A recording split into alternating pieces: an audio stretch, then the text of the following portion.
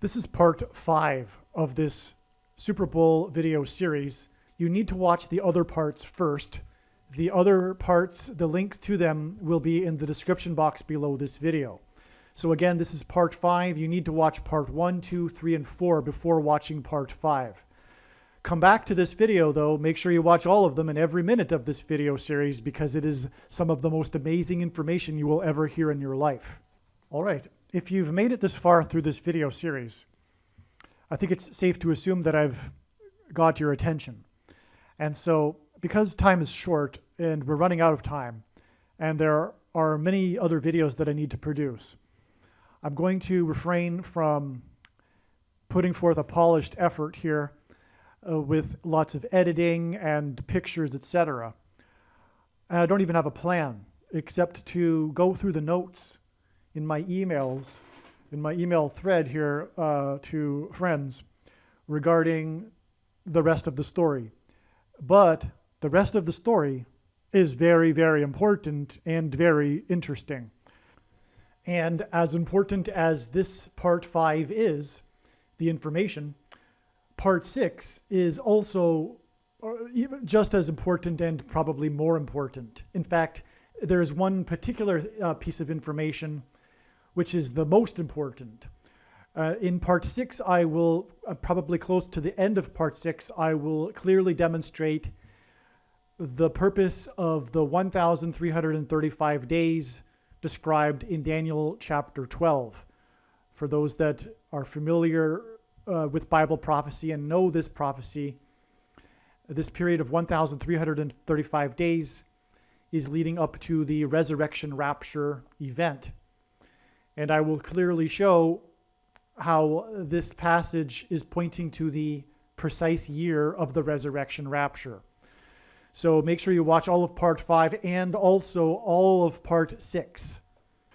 And so I'm just going to start with it here. First, to get this story going, we need to cover the AFC and NFC championship games. These are the, if you will, semifinals, if you're not a football follower. These are the two games that lead to the Super Bowl. In other words, the winner of these two games move on to the Super Bowl and play each other in the championship. But there are important prophetic signs contained in the AFC and NFC championship in which the Rams and Los Angeles Rams and Cincinnati Bengals won their games and moved on to the Super Bowl.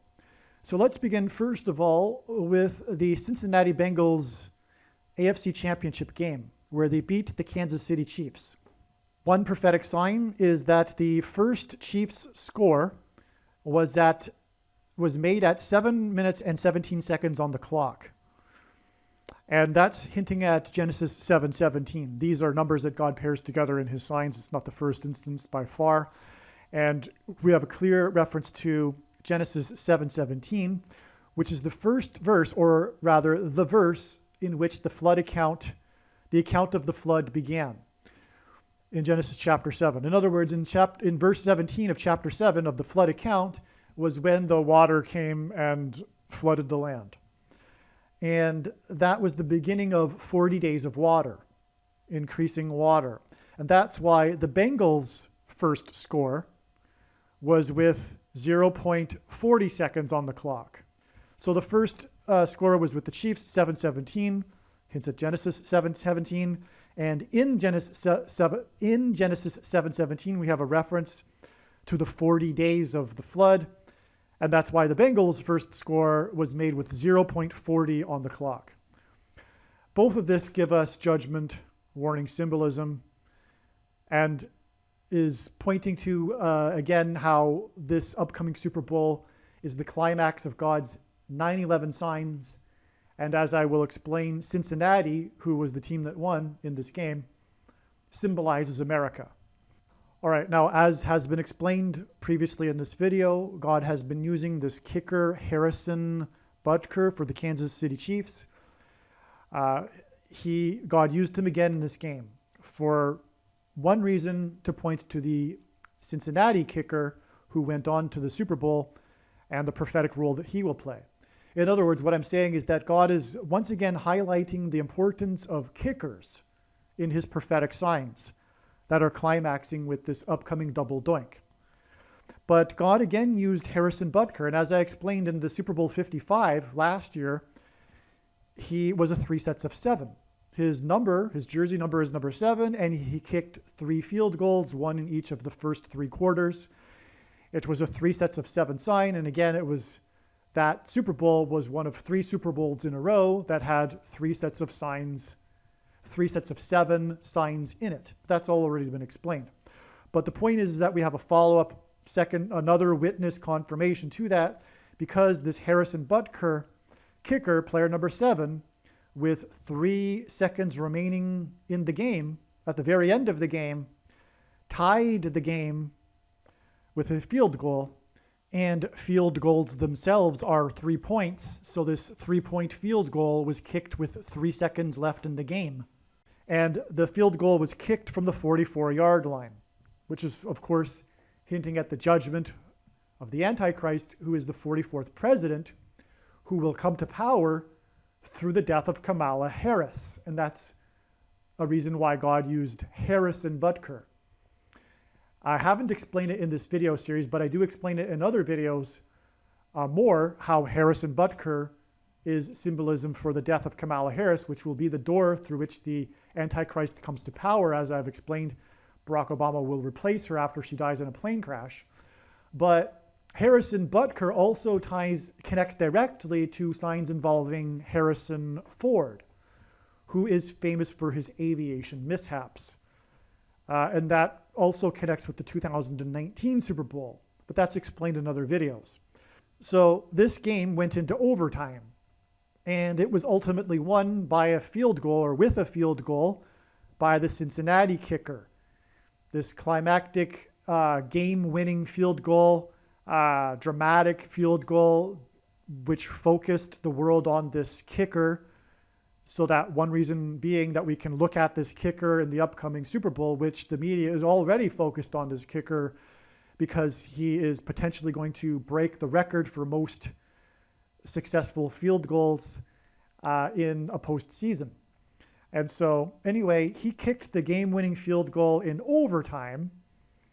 And as will be explained in part 4 of this video, that was already explained because we're in part 5 now. So yes, God pairs the numbers 9 and 23, as I explained.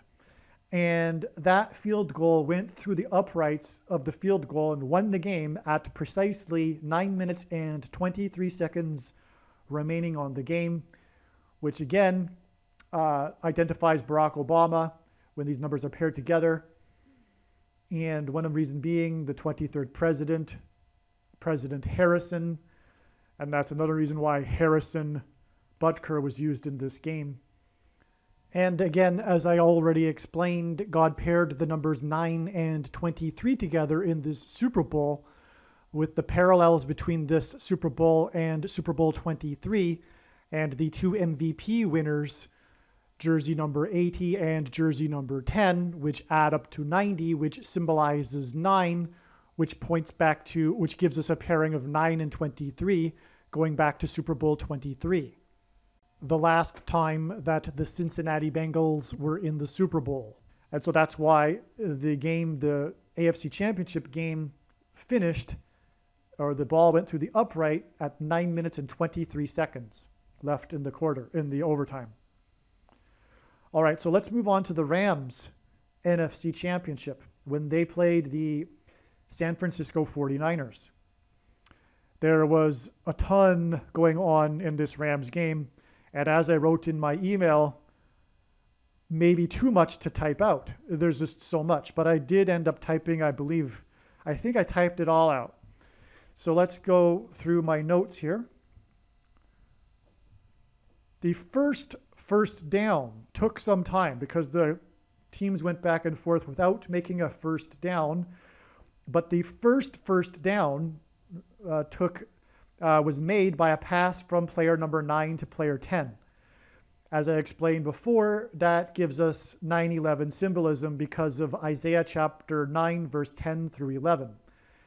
And so I explained that already, but that's just a confirmation of that. So already what we're looking at here with this NFC championship game is it being filled with 9/11 symbolism. And as I have explained and made the case, the Rams are symbolizing the two planes that rammed the two towers on 9/11. So we already are off to a start with 9/11 symbolism with the very first down. This drive of the 49ers, it was the Rams that made the first down. And that drive ended with an interception made by a 49ers defensive player. So if you're not familiar with football, an interception is when the other team intercepts the ball that's intended to be passed to another teammate. So this was an extremely prophetic play. Let me explain. The 49ers player's foot was precisely on the goal line as he caught the ball.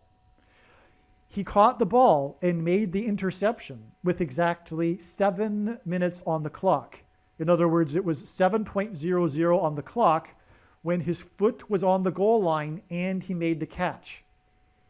This was absolutely amazing, astounding. It points to the prophetic only touchdown in the 2019 Rams-Patriots Super Bowl that was made at 7 minutes exactly on the clock. I explained this already in this video. The only touchdown made in that Super Bowl, the Rams-Patriots Super Bowl, again, 7 points is a touchdown. It was made with exactly 7 minutes on the clock, and again, it was the first time that a winning team in the Super Bowl only scored one touchdown in literally 50 years, which pointed back to the New York Jets, Baltimore Colts, Joe Namath Super Bowl, in which Joe Namath's New York Jets only scored one touchdown when they won the Super Bowl. In other words, that was a very, very important 3 sets of 7, extremely prophetic sign, right? I explained that. Well, this play right here pointed to that. It's absolutely amazing. Again, this player caught the ball with his foot on the goal line, which is hinting at the touchdown that went over the goal line. It was a rushing play. It wasn't a pass into the end zone. It was a player moving the ball directly on the ground over the goal line. And when he moved the ball over the goal line, it was exactly 7 minutes remaining on the clock. And that's why this player's foot was on the goal line with exactly 7 minutes on the clock. Okay, so that was amazing. Okay. What I didn't mention earlier when I explained Super Bowl III is that, because it just occurred to me, is that when this only touchdown was scored in Super Bowl 53, that was scored with exactly 7 minutes on the clock remaining. That touchdown, when it was scored before it, the score was 3-3. The touchdown made it 10-3, but before, as the touchdown was being scored, the score was 3-3, and that was also hinting at Super Bowl III, 50 years earlier, the Super Bowl with Joe Namath and the Jets. And I explained how the Joe Namath Super Bowl, again, was Joe Namath was also quarterback number 12, and Brady was number 12, and it was 12 days after 9/11 that Brady began his epic greatest of all time career, and the beginning of his career was against the New York Jets, followed by the Colts, in which he scored 44 points, which solidified his role as the starting quarterback, and the rest is history. In other words, I needed to add this. In other words, this goal line catch with 7 minutes on the clock remaining is pointing to the beginning of Tom Brady's career. That's the important point here. And again, Tom Brady's career is this overarching storyline of God's 9/11 signs. It's the most important overarching theme story of God's 9/11 signs. There are hundreds and hundreds of 9/11 signs, but nothing is as special as the 22-year story or 22-year career of Tom Brady and what God communicated through pop culture, right? That's how he would do it too, through the pop culture of the NFL, right? It's just amazing. And so once again, God is through the goal line interception here with 7 minutes on the clock with the Rams in this game is pointing to Tom Brady's career, which began with the Jets and Colts and then went on to the 2002 Super Bowl against the Rams. That's the reason why the Rams are involved in this interception here with 7 minutes on the clock. Okay, I think I've explained that enough now. I just want to add, God is the master artist with his signs, and this is a prime example. With this, he has also confirmed, with this interception, he has also confirmed that the Rams are 9/11 symbolism, and it's all about 9/11 here. The two planes that rammed the two towers on 9/11. Because again, this interception is pointing to the touchdown, that the only one that was scored with 7 minutes remaining on the clock in the Rams-Patriots Super Bowl, which was pointing to the beginning of Tom Brady's career 12 days after 9/11, player number 12, which then led to the 2002 Super Bowl against the Rams, which was 17 years before the 2019 Super Bowl between the Patriots and Rams. And the 2002 Super Bowl was famous for its last-minute game-winning drive, which began on the 17-yard line with the score tied at 17-17, which hinted at the two planes that rammed the two towers on 9/11 17 minutes apart, which is why the two Rams-Patriots Super Bowls are 17 years apart. Okay, so here is the big point. The last two times that the Rams were in the Super Bowl, in 2002 and 2019, both of these times they were in the Super Bowl, they lost the Super Bowl to the New England Patriots. In the two previous Super Bowls of the Rams, the Patriots symbolized America. And their defeat of the Rams in those Super Bowls symbolized America's period of grace after the 9/11 judgment warning. But as has been explained, in this Super Bowl, through the Rams kicker, the Rams symbolize the two planes that rammed the two towers on 9/11. And for this symbolism to take place, the Cincinnati Bengals need to symbolize America. The Patriots couldn't be in this Super Bowl, as I will explain more why that is the case. And because of that, we need substitute symbolism for America in this Super Bowl, in which the Rams will kick these two doinks. And it will symbolize the judgment warning of 9/11, which was the judgment warning for America. And I will explain in a minute how Cincinnati does in fact symbolize America. Okay, this interception was taken back to the 23-yard line, which of course hinted at the basketball president that wore jersey number 23. The very next play by the 49ers was a play from quarterback number 10 to 11, which gives us 10 times 11 equals 110. And in the Twin Towers, there were 110 floors. That's more clear 9/11 symbolism. It's also a pairing of the numbers 9 and 110, because the interception was thrown by quarterback player number 9. The number 9 symbolizes judgment, and the Rams rammed the two towers. It's very important. But the previous play, again, was the interception thrown by quarterback number 9. The next play was passed from 10 to 11, giving us 110. That's a clear 9 and 110 pairing. I didn't explain in this video series the reasons for God, all of the details, the backstory behind why God pairs the numbers 9 and 110. That's explained because it's explained so many times in other videos. It's not necessary to explain it again. Just watch the other videos. But you're getting the idea here that God's big picture of signs, patterns, and connections works on the principle of second and third and multiple witnesses.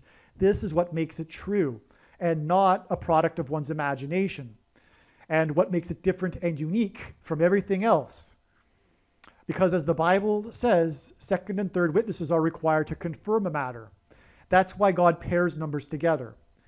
in order to confirm signs. That's how he would do it. If you think about it logically, how would he do it? How would he confirm his signs? Well, he communicates through numbers, of course. First of all, he is the master mathematician, and the Bible is chock full of numbers that have profound symbolic meaning. But to confirm signs and to confirm numbers, you need to pair them together. A number on its own isn't the same as a number paired together that God has previously established that he does pair together. And he doesn't just pair any numbers, he pairs 9 and 23, 9 and 110, 9 and 11, etc., right? 9 and 17, 44 and 23, but not every number, just a few of these sets of numbers. Okay, so moving on.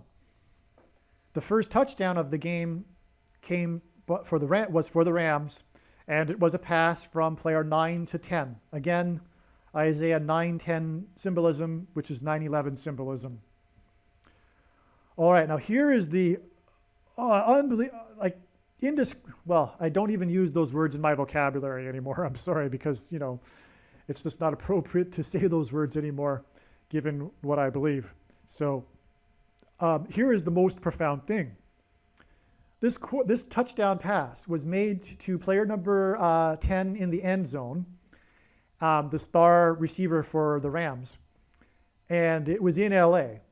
And in that corner of their stadium, they have in the backdrop, right, and in the scene of the play, you could see this screen in the stands, but not in the distance. It's right there. And it's right behind the player. And it's the screen that gives you the time left on the clock and the play, what quarter it is, etc. So it's the information screen, okay? So this scoreboard screen in behind this play, as the touchdown was made, gives us the time remaining on the clock after the play was made. Because once the touchdown is made, the clock stops. So the clock stopped at 8:46. There's so many exclamation marks after this in my email, okay? This is beyond words amazing. Because on 9/11, it was Flight 11 that flew into the North Tower at 8:46 a.m. And this isn't the only time that God has used 8:46 in his signs. For example, the Antichrist Black Lives Matter protests, which symbolized kneeling to Satan, they kneeled for 8 minutes and 46 seconds because supposedly, whatever reason relating to the death of George Floyd. But they were kneeling around the world for 8 minutes and 46 seconds in these Antichrist ceremonies. And that's just another example of God using 8 minutes and 46 seconds. There are others. And of course, another example is the 4 goalposts in one game, the game in which the Chicago Bears #1 hit the goalpost 4 times in one game on the date 11/11, which is 4 ones. All of that was explained earlier. And if you recall, the fourth one, the first one hit the goalpost with 11 minutes remaining in the first quarter. The second time he hit the goalpost, it was 11 minutes remaining in the second quarter. The third time he hit the goalpost, it was 11 minutes and 9 seconds remaining in the third quarter, which of course hinted at 9/11. And the fourth time he hit the goalpost on the clock, it was exactly 8:46 remaining in the fourth quarter. And all of that was hinting at 9/11, including the 8:46, because of the plane that hit the first tower at 8:46 a.m. And the 2 goalposts symbolize the 2 towers on 9/11. That's the reason. This is amazing. Okay, so already I've established that God is pointing to this game with 9/11 symbolism in order to identify the Rams as symbolizing the 9/11 Super Bowls, which was the 2002 Super Bowl and the 2019 Super Bowl. As I already explained, the 17 years in between them and all of that, right? And the two planes that rammed the 2 towers. So this game, as we've already seen, is already established that this is a 9/11 symbolism game. And here we have this first touchdown of the game. And in behind the play is 8:46. There are no words to describe how amazing that is. Also, The screen read that it was the second quarter, which hinted at the two planes that rammed the two towers on 9/11 beginning at 8:46 a.m., which is also symbolism for the second coming as well. And also the return of the Antichrist, the second double doink presidency. Okay. The play. It was a 3rd and 13 play. In other words, it was 3rd down and they needed to make 13 yards to get a first down. They ended up scoring a touchdown. But the play was made on a 3rd and 13. This is very, very important. Okay? Because first of all, it hints at March 13th, 2022, which I can't explain here. But God's signs are communicating that this date will be the follow-up judgment in Manhattan to 9/11. A dirty bomb will explode on March 13th, 2022. All right, that's for starters. All right, it is August 2022, and I'm just interjecting here. As was explained earlier, this video was produced before March 13th, 2022. And as was explained, the prophetic signs we received on March 13th, 2022 confirmed all of this analysis, the prophetic explosion signs. And as was explained, these signs are a prophetic step, which is exactly 23 weeks, March 13th, before August 21st, the date of the predicted dirty bomb explosion in Manhattan. But what confirms this too is that the 2019 Super Bowl, and God uses records in his signs to confirm and highlight his signs. The 2019 Super Bowl, the Rams-Patriots Super Bowl, the final score was the lowest record-scoring game in Super Bowl history. The final score was 3-13. It wasn't 13-3 either. It was 3-13. Properly read, the score was 3-13 because the Patriots were the designated home team in this Super Bowl, which hinted at March 13th. And that's amazing. That's why we have this 3-13, 3rd and 13 in this sign right here. But also, on March 13th, 2019, just a month after the Super Bowl, on March 13th was the bomb cyclone. It was this big bomb cyclone. It was a really huge thing in the news on that day and at that time. Since then, there have been like a number of bomb cyclones, maybe one every year or every other year. I'm not sure how frequent the bomb cyclones are, but it wasn't as big back then. I think it became kind of I'm not saying it's totally trendy because they're still rare. And for that matter, the bomb cyclone that happened a few days ago is also a sign that's confirming the upcoming bombing in Manhattan on March 13th. But the point is that God is pointing through the 2019 Super Bowl with a score of 3-13 and the bomb cyclone that followed that Super Bowl. And this play that was made on a 3rd and 13 with 8:46 on the clock is confirmation that the follow-up judgment sign in Manhattan will be this dirty bomb that's detonated in Manhattan on March 13th. Okay, but I plan to make a video to explain that prediction more in more detail in another video.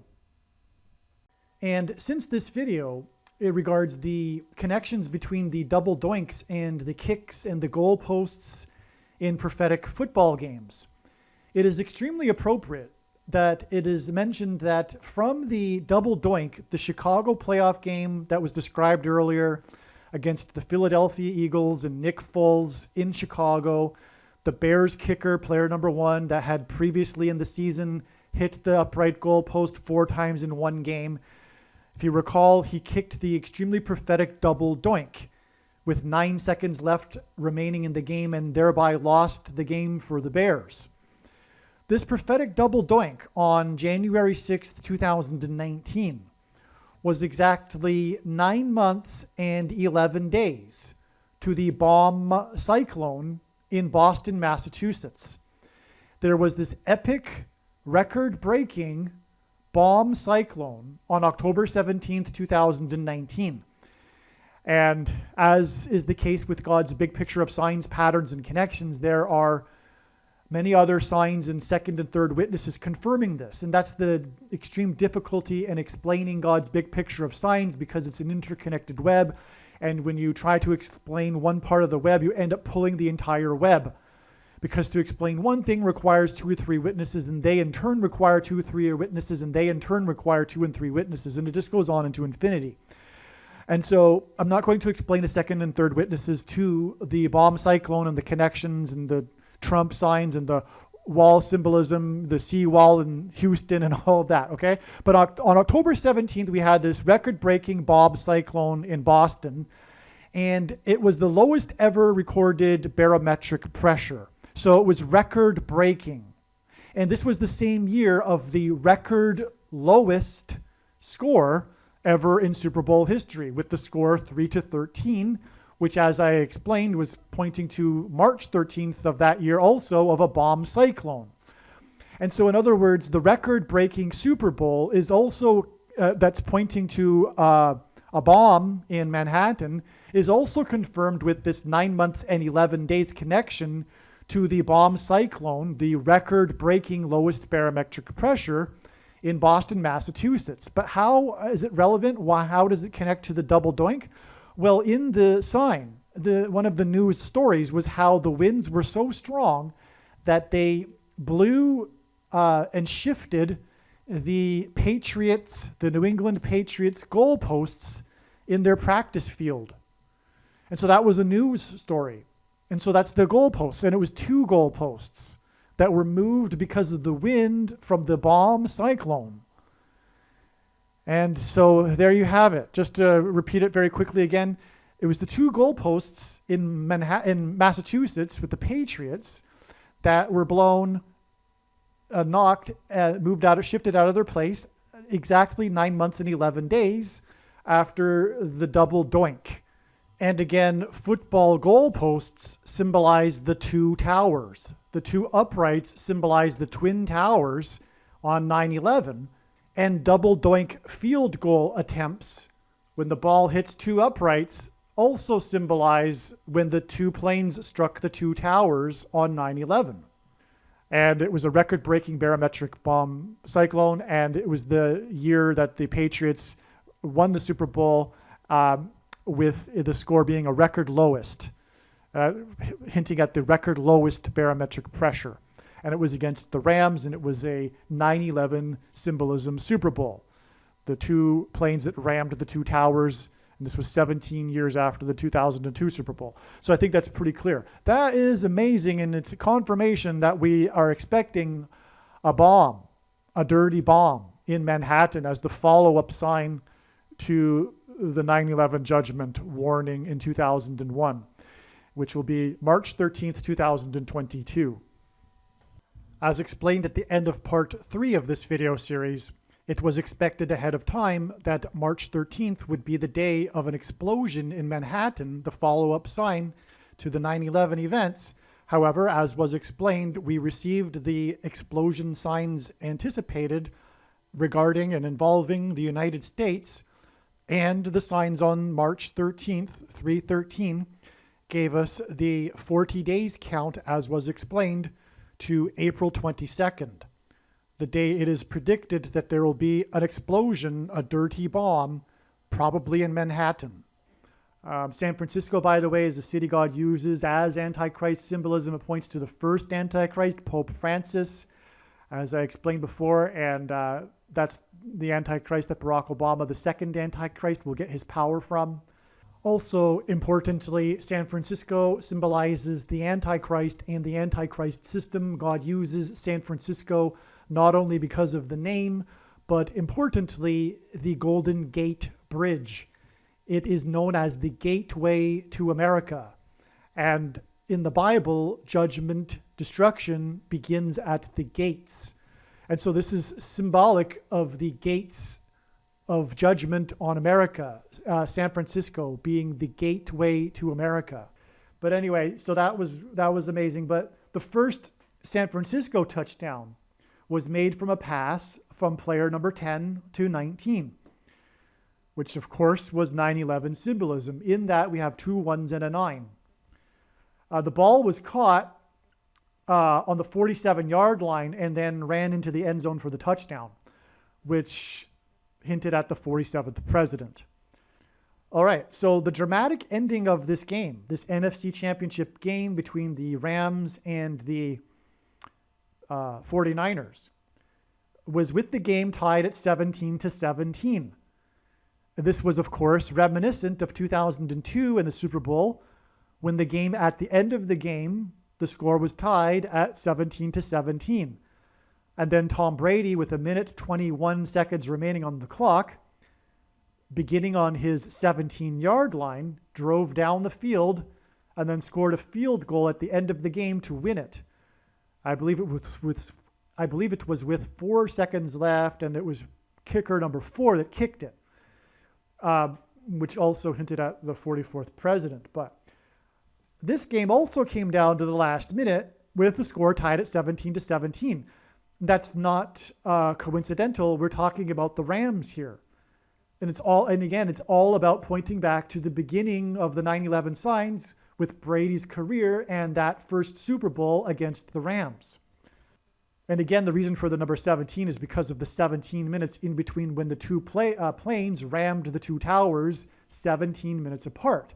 That's why the score is tied at 17-17 in both of these games.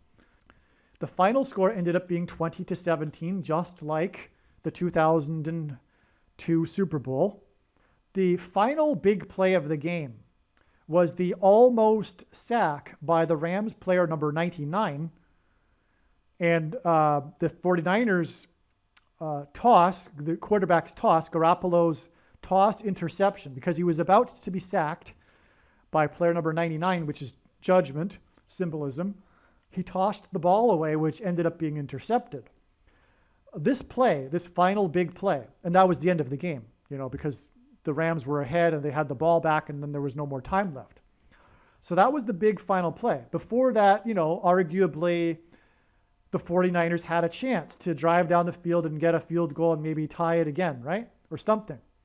So that final big play, the snap, the beginning of it, was with 1 minute and 20 seconds on the clock, which is again hinting at the 1 minute and 21 seconds remaining on the clock, the famous 1 minute and 21 seconds remaining on the clock, beginning of the drive of Tom Brady's in the 2002 Super Bowl. I mean, that number on the clock is famous because of that, right? So this final big play, which is hinting again, all of this symbolism hinting back to that Super Bowl, it began with 1 minute and 20 seconds on the clock. In other words, you had all these parallels. You had the dramatic ending with the score 17-17 and this final play with the same time on the clock. The famous, okay, so let's see in my notes here. This is poetry. This is God's stunning football poetry that communicated that the Rams are all about 9/11, okay? I think I explained that well enough. The dramatic ending of the game paralleled the dramatic ending of the game in the 2002 Super Bowl, which was just months after 9/11. Both times the Rams were involved because the two towers were rammed by two planes. A great tribulation. We're already in the symbolic 7 years, as I've explained. And God's big picture of signs proves it, and that's the purpose of this prediction being made in this video. I know a lot of Christians are going to be like scratching their heads. What are you talking about, right? But many, many things evangelicals think about eschatology and prophecy are not true. And I would have been, years ago, one of these people that, well, wait a second, the tribulation's 7 years long. It isn't. It is, but we're already inside it. It's a symbolic 7 years. And it's also a symbolic 1,260 days, which I've already established that in this video. But moving on. And again, the purpose for God giving me a voice through this prediction is to prove that this is God's true big picture of signs, patterns, and connections that is only being explained on this channel. I'm sorry if that sounds conceited. It's not. It's not about me. It's about God's big picture of signs. And in order to prove to those that are stuck on the fact that they think that the end times are exactly 7 years and they have this idea that they begin with a certain something, it's just to prove that it's a symbolic 7 years. And I've explained in other videos what is involved with the symbolic 7 years and what is exactly symbolic that occurred in 2017, with the Great American Eclipse, for example, and all that. That's not what this video is about. So I can't just continually re-explain everything. That's why I need to make a prediction in order to let you know that this is God's true big picture of signs, patterns, and connections. And you will only understand it if you watch all of the videos and every minute of it, because it's a big picture. You can't just have a little piece of it here and a little piece of it there and expect to understand the big picture. It is a big picture. You need to listen to every minute of every video, and that's the purpose of this prediction. That is, assuming you would like to understand God's true big picture of signs, patterns, and connections, which, for example, is clearly demonstrating that the 7 years is symbolic, and also the 1,260 days is symbolic, and we are already in the last 1,260 days. In fact, we are well inside it. As I already explained, with just a drop compared to a bucket of evidence in this video, how the 1,260 days began on May 1st and May 2nd, 2021. Okay, so at first I was like, what is the symbolic purpose of Cincinnati in all of this? And I thought, well, Cincinnati, sin, symbolizing, sin, S-I-N, S-I-N. But that's not it. There's way more. As I discovered, it couldn't be more appropriate that Cincinnati is in this game. The Patriots couldn't be in this game, all right? The Patriots symbolize America, but the Patriots couldn't be in this game because God needed Brady to leave the Patriots and then return. And he didn't return to play the Patriots because teams in the AFC and NFC only play each other once every 4 years. So the following year, when Tom Brady started playing for the Buccaneers, he didn't immediately play a game against the Patriots. It was the year after that, because it wouldn't have been appropriate for Brady to play the Patriots as a Buccaneer before he won the Super Bowl as a Buccaneer. Because Tom Brady needed to prove that he could win the Super Bowl while not being a Patriot and under the coach of Belichick. It was part of God's storyline that established him as the GOAT, the greatest of all time. And even when he first moved to Tampa Bay, there were still all of these doubters. There were still Brady critics. He's too old. He can't do it anymore. He's not going to go very far with the Buccaneers, blah, blah, blah. That was the media. It was only after Brady finally won a Super Bowl, his 7th Super Bowl, with a team in his first year with that team, away from the Patriots, at the age of 43, did the critics finally stop doubting him. And that's why Brady's career has finally ended. He just recently retired, and that's why. As Brady said, he's satisfied now. I mean, that words like "I'm satisfied" coming from Brady's mouth, that's unheard of, right? The reason what kept him going and being a winner is because he was never satisfied with winning, He was always looking forward to the next win. He had not proven himself yet. He was drafted 199th. He was never supposed to be a starting quarterback.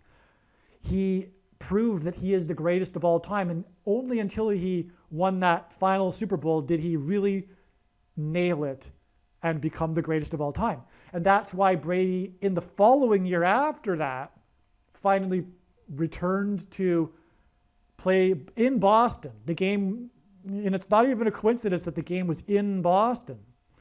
He returned to Boston, the return of the GOAT game. This most important sign that I've explained already in this video series, that couldn't have been the case had the history not happened, okay? Okay, but that's why the Patriots can't be in this Super Bowl, because the Patriots are out now, because it was part of establishing Brady that the Patriots weren't as successful without him. I mean, had the Patriots gone on to the Super Bowl without Brady, we wouldn't have this same story about Brady. Follow what I'm saying? So God needed a replacement team to symbolize America. There's only one other option besides Cincinnati, and that would be Washington, D.C. The only three cities that symbolize America are Boston and New England, the Patriots, and the Washington City, because of the name Washington and it being the capital of the country, and Cincinnati. So how does Cincinnati symbolize America? Well, I'm just going to read you something from an article. That's what I'm going to do to explain it the best way possible. I'm just going to read from this article about the history of the name Cincinnati. Okay, this article is from a website I found, Culture Trip, and it begins, Cincinnati, Ohio is a creative, economic, and cultural Midwestern hub nestled along the Ohio River. Its name has a storied history, with Roman military roots and connections to the Revolutionary War and the founding of the United States. Delve into the history of Cincinnati's name and learn how the Queen City of the West acquired its moniker. These two men, Israel Ludlow, Robert Patterson, and Matthias Denman, I guess 3 men, purchased 800 acres that comprised Cincinnati's humble beginnings in 1788. The land was located along the Ohio River across from the mouth of the Licking River, which inspired the town's original name Losantville, with Anglo-Saxon, Greek, and Latin origins. The town's name literally meant the town opposite of the mouth of Licking. Okay. All right, so that was the first 2 years of Cincinnati's existence. But in 1790, the town was named the county seat of Hamilton County by Arthur St. Clair, the Northwestern Territory governor. St. Clair renamed Losantville, bestowing upon the growing settlement the name Cincinnati. Cincinnati got its name from the 5th century BC Roman soldier and hero Lucius Quintius Cincinnatus, after leading the Republic's army to victory over invaders. He denied rewards, returning to a farm where he lived out the remainder of his days instead. This is very much like George Washington. George Washington, after he had won and became the first president, there were many that wanted him to remain, you know. He could have easily become the first king of America and continued to be president. But he denied those rewards and went back to his farm, his famous Mount Vernon estate, where he became a horticulturalist, a famous horticulturalist. And so that's very much like George Washington. So we have, and if those that follow this channel know that one of the biggest symbolisms in his signs, God's signs, is Washington symbolism. So anyway, you're getting the idea here that this name Cincinnati symbolizes America. Okay. For many people, and especially Revolutionary War era patriots, Cincinnatus embodied self-sacrifice, patriotic loyalty, integrity, and civic virtue. In particular, his history represented for new Americans the promise of democracy and the possibility of overcoming tyranny. Cincinnatus's bravery, the Roman Cincinnatus, inspired both Governor St. Clair and the founders of the Society of the Cincinnati, also named after the same Roman, quote, people's hero, unquote. The Society of the Cincinnati, to which the name of the city Cincinnati was also a nod, was founded by Continental Army officers in Newburgh, New York in 1783.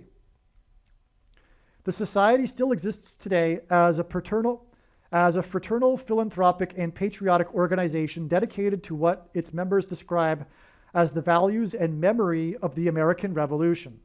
All right, so clearly you can see the name Cincinnati symbolizes America, the founding of America, the American Revolution. In 1790, Governor St. Clair was the president of the State Society of Cincinnati of Pennsylvania, explaining his deep connection to the name and its origins.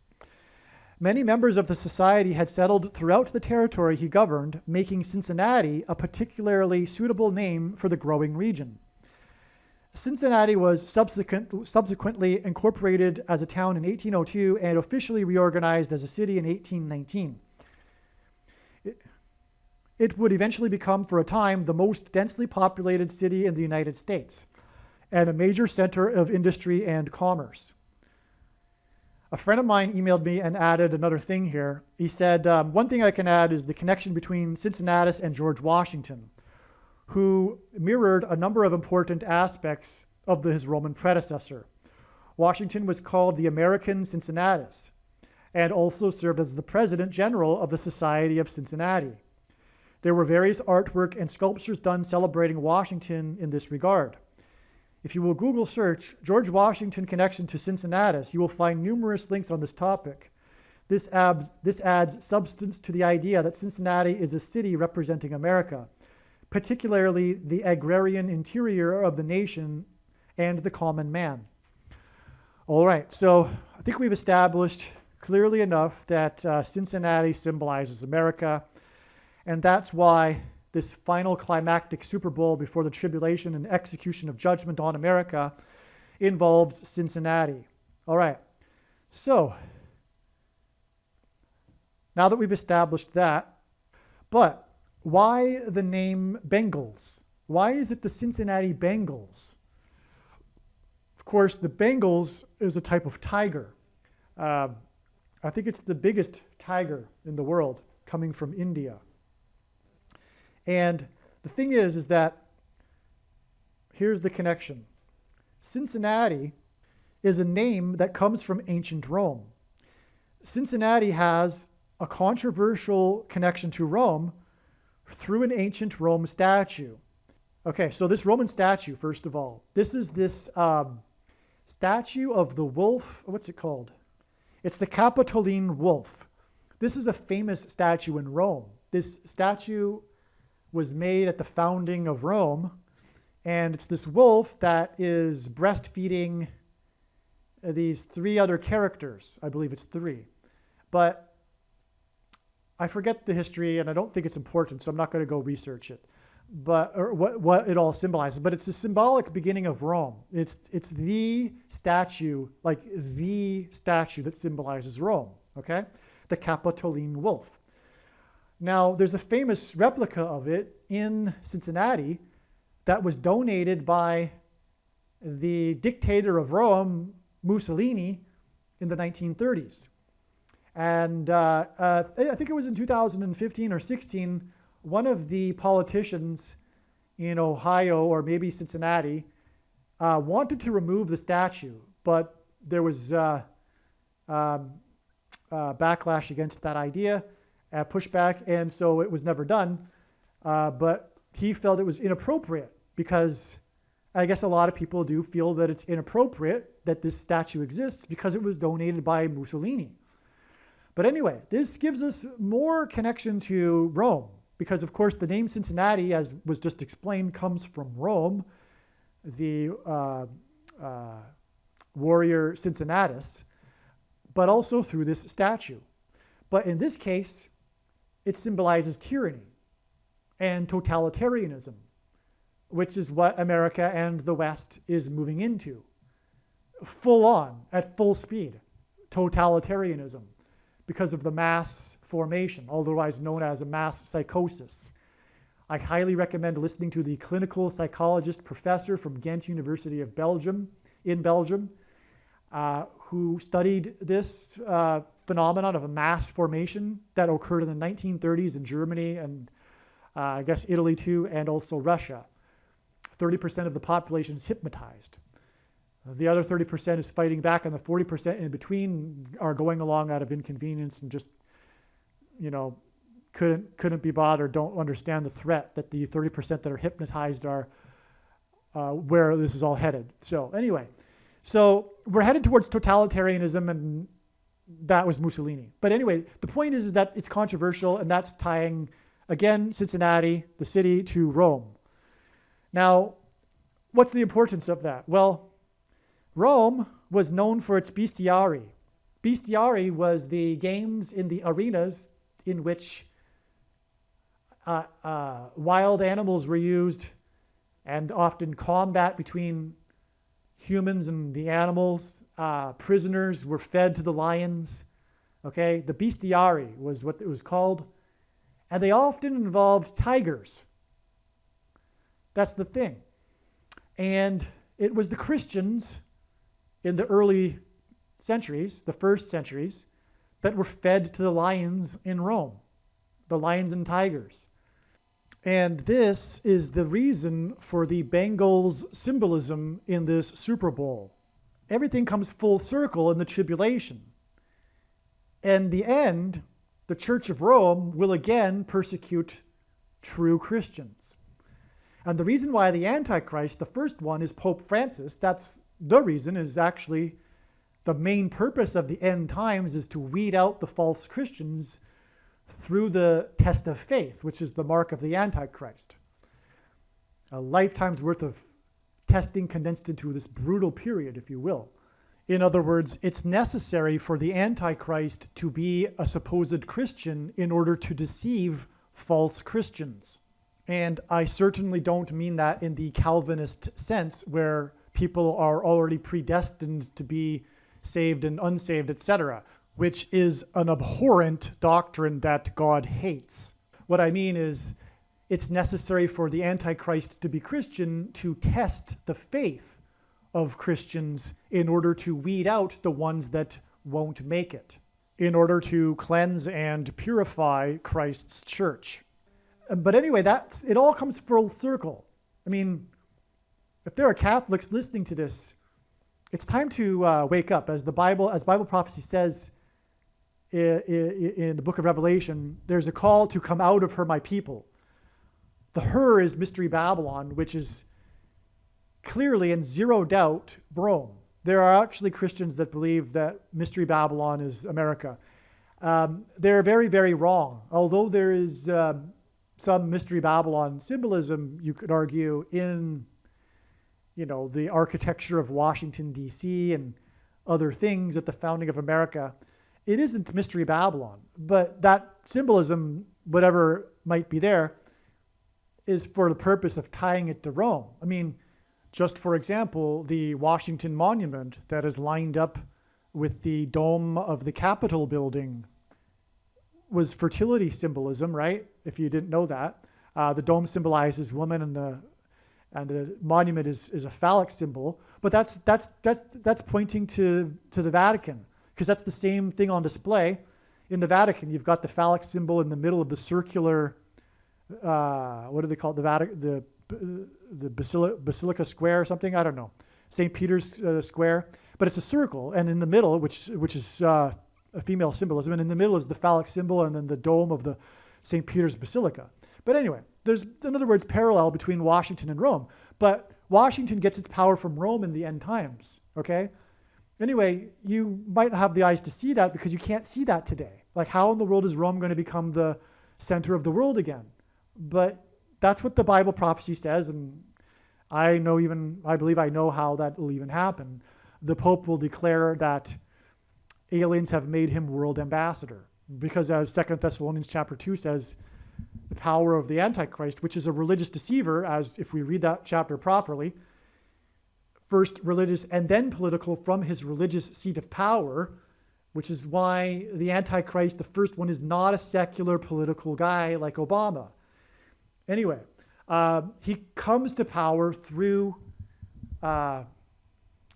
false, all wicked signs and wonders, as it's described, which will be aliens, which are really demons disguised as aliens, right? Well, anyway, I'm getting off track. The point is that Rome is the reason for Bengals here, because it symbolizes this persecution of the church through the Antichrist system, which is the Roman Catholic system in the end times, all right? All right. And There are many, many passages, by the way, in Bible prophecy in the book of Revelation that contain Rome symbolism. That's just another subject, though. If you aren't familiar within that and you think you are interested in prophecy and you don't know that, I don't know what to say. It's like basic end times prophecy. It's really shocking to me how very little Christians know, those that even claim to be interested in Bible prophecy, how little they know how it all points to Rome in Bible prophecy in the book of Revelation. But anyway, I don't need to tell you that in this video. It's very simple. It's very easy to find a lot of information about how Bible prophecy points to Rome. Okay? So that's the purpose of Bengals. But what is another confirmation of that is that the Bengals quarterback, who is also player number 9, by the way, which gives us more 9 equals judgment symbolism. He is famous. This is his rookie year, which is also what's making him famous. This is his rookie year, and he's famous for having won last year with his college football team the national championship. And his team he played for was the Louisiana State University Tigers. It's amazing.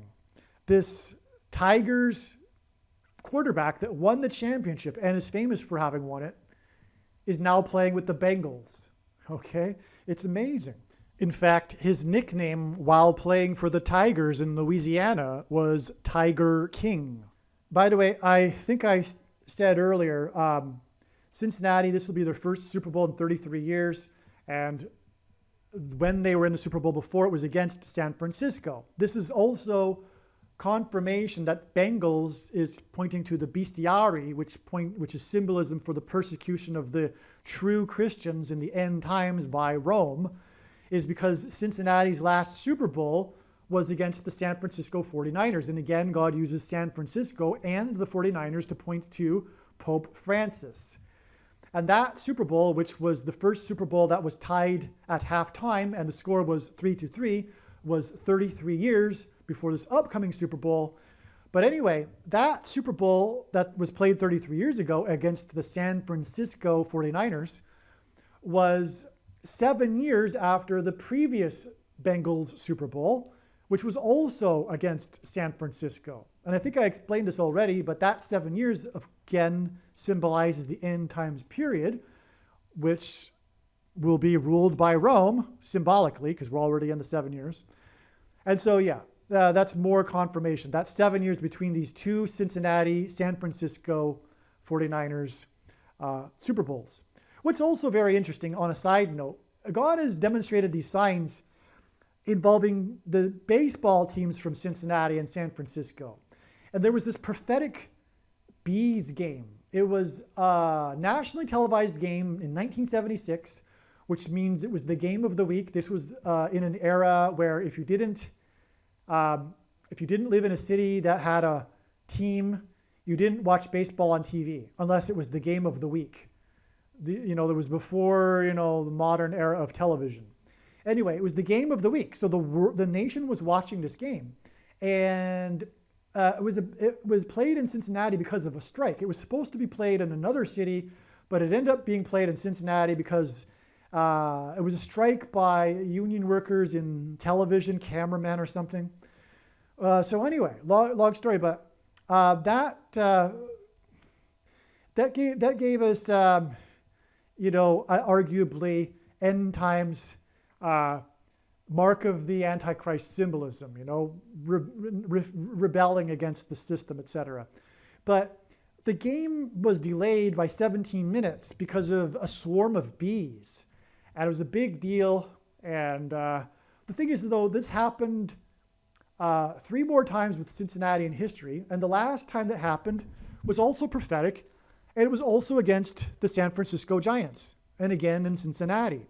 And again, it was 17 minutes delay, which is absolutely astounding because, of course, the 17 minutes in God's signs, and this isn't the only example by far, there's many of them, hint at the 2 planes that struck the 2 towers 17 minutes apart on 9/11. Okay, and so that game on May 6th, 2019 was exactly 17 weeks after the date 1/7 in 2019, which hinted at 17, the date 1/7. And that was the day that the Crimson Tide prophetic football sign and the locusts in Mecca sign. And the Cincinnati Reds is the baseball team, which confirms the Alabama Crimson Tide, which is red. And Crimson Tide is hinting at the 10 plagues, when one of the 10 plagues was when the Nile River was turned to blood. And one of the other 10 plagues was the locusts. And that's why exactly 17 weeks after the date 1/7 is the 17-minute delay and the bees. Also, the prophetic sign in that Crimson Tide National College Football Championship game, the prophetic sign in it was the score 17. It was the missed field extra point. I've explained that in other videos, but that was the whole point. That was the sign, the number 17 in that game on this date 1/7, which hinted at the number 17. And furthermore, the spring before that, in the spring of 2018, the Alabama Crimson Tide were at the White House and presented President Trump, God's trumpet that he uses to trumpet and highlight his signs, jersey number 17, because the Alabama Crimson Tide had won a record 17 National College Football Championships. Well, actually, this is actually extremely relevant to the bestiary signs that are being communicated with the Bengals in the Super Bowl, because San Francisco hints at Rome, okay, and we've already established, well, let's go to the baseball game anyway. The baseball game is between San Francisco and Cincinnati. Cincinnati symbolizes Rome from the name, as has been explained. San Francisco also symbolizes Rome. Bees symbolize animals. And they're like an attack. I mean, they stung people in those signs, right? They attacked the humans. Also, the baseball stadium symbolizes the arena, the Colosseum in ancient Rome. I mean, the modern Colosseum is the football and baseball stadiums, right? And so, in other words, the bees signs were complete Rome bestiary symbolism. And again, they were played between Cincinnati and San Francisco, just like the two Super Bowls.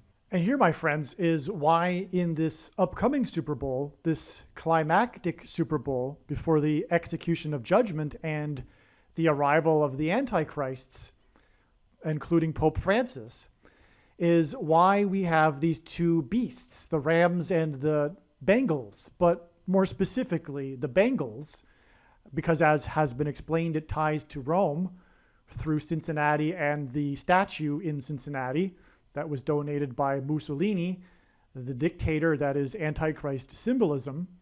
And Rome persecuted the church, the followers of Christ, through these games in these arenas. And the modern day arena is the Colosseum. The modern day Colosseum is the football arena. And this is the Super Bowl is the Colosseum of Colosseums, or rather the modern day Colosseum of modern day Colosseums.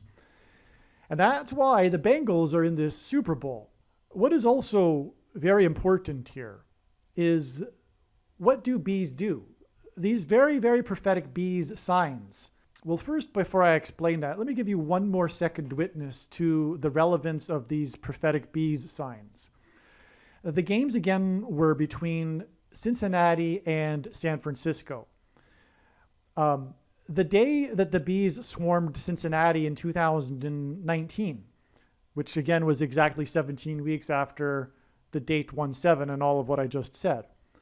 That day, May 6th, 2019, was 2 days after the franchise, the Reds, in their stadium, paid tribute to the 150th anniversary of the Cincinnati Reds on May 4th that year. And so it was 150 years after the first ever Cincinnati Reds game.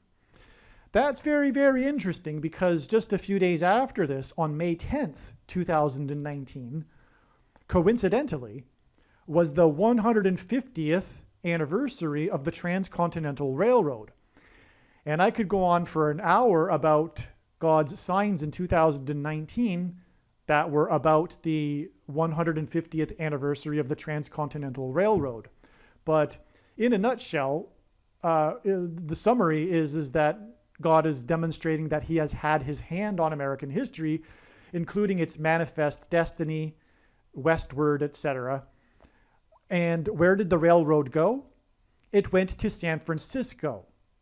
And that's why on this 150th anniversary of the Cincinnati Reds, we have this connection. That's why another reason why the games were played against San Francisco, or specifically this one in 2019. In other words, it's like a secondary second witness, a beautiful one, that confirms the relevance of the matchup of these two teams, San Francisco and Cincinnati. The primary reason, of course, is what I have explained with the connection to the bestiary in Rome. And again, San Francisco is a city God uses to identify the Antichrist, Pope Francis, who is the monarch of Rome. And so, so we have that second witness there now, okay? Another one. It's just a beautiful thing. The Transcontinental Railroad on the 150th anniversary of both the railroad and the Cincinnati Reds at the same time. And the two teams, San Francisco being one of them. Okay, and the railroad going to San Francisco. All right, I thought I was finished with the signs contained in the matchup here between Cincinnati and San Francisco. There are a couple of more things.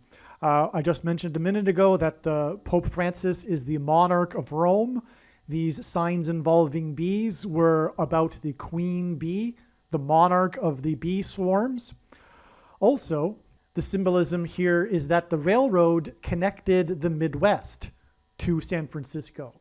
And so here, Cincinnati would be symbolizing the Midwest. Also, what I just realized is that May 4th, the 150th anniversary of the Cincinnati Reds, which, by the way, I don't know if I made it clear, the Reds connect with the Crimson Tide, which is another connection too. The Reds being symbolism for the Nile turning red, and the Crimson Tide sign being one of the 10 plagues of Egypt when the River Nile was turned blood red, which is why on the same day as the Crimson Tide sign was the locusts in Mecca sign, which connects with the bees sign 17 weeks later. And the locusts and the Crimson Tide again was on the date 1/7, which symbolizes 17. And the reason for that is because, as explained earlier, the number 17 symbolizes the Antichrist on the Temple Mount in the end times, and that's why this sign involving Mecca, the symbolic Antichrist temple, if you will, the spiritual enemy, Mecca, Saudi Arabia, and temple symbolism there. That's why that occurred also on this date 1/7, which hints at the number 17. All right, but I just realized that the 150th anniversary of the Cincinnati Reds on May 4th was also the day of the Kentucky Derby. And where is the Kentucky Derby located?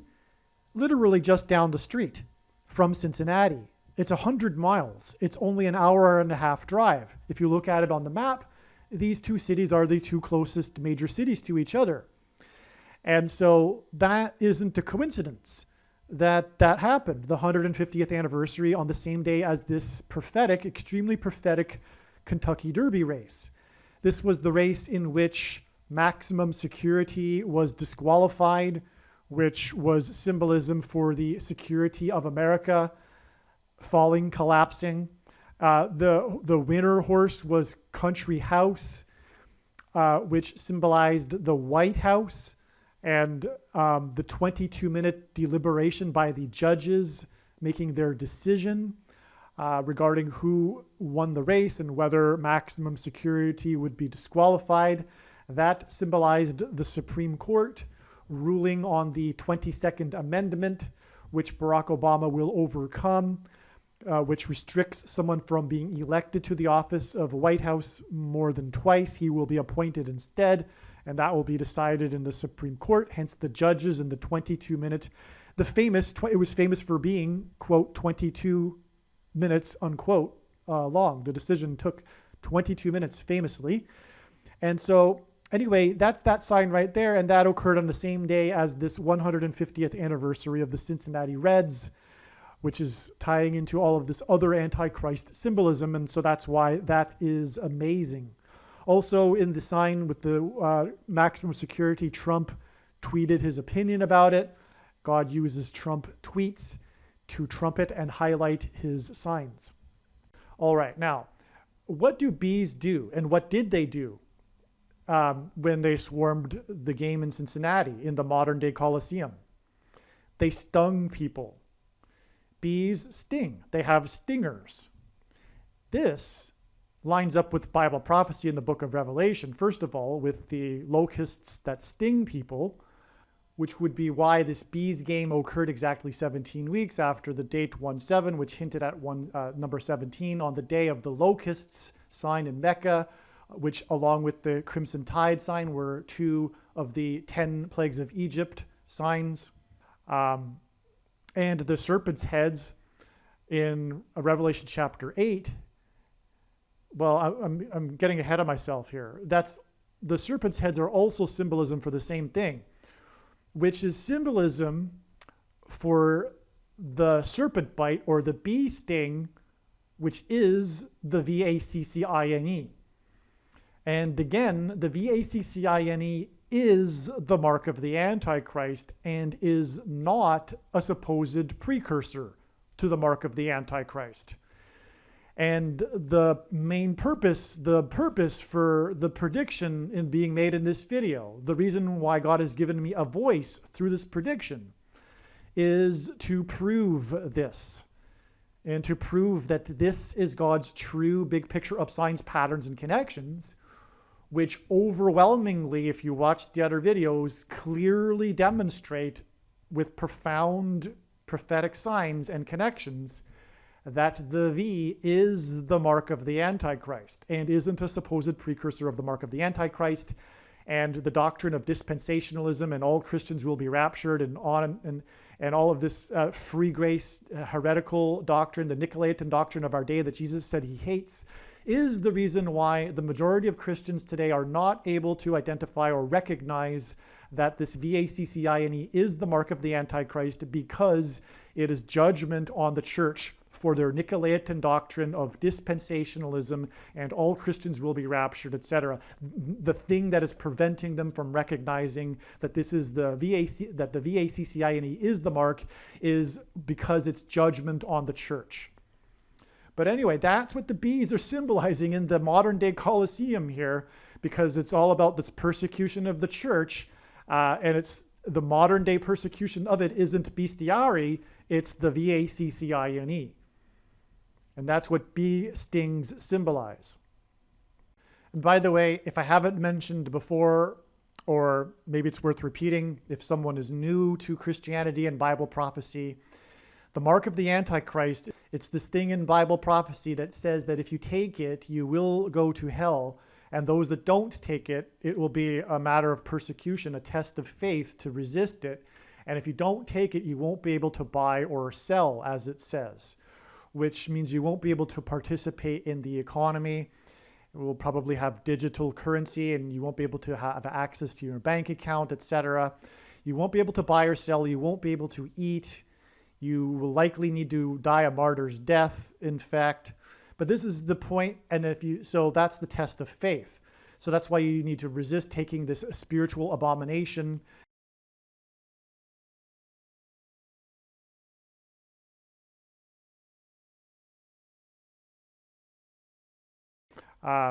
Just for example, and will also kill you.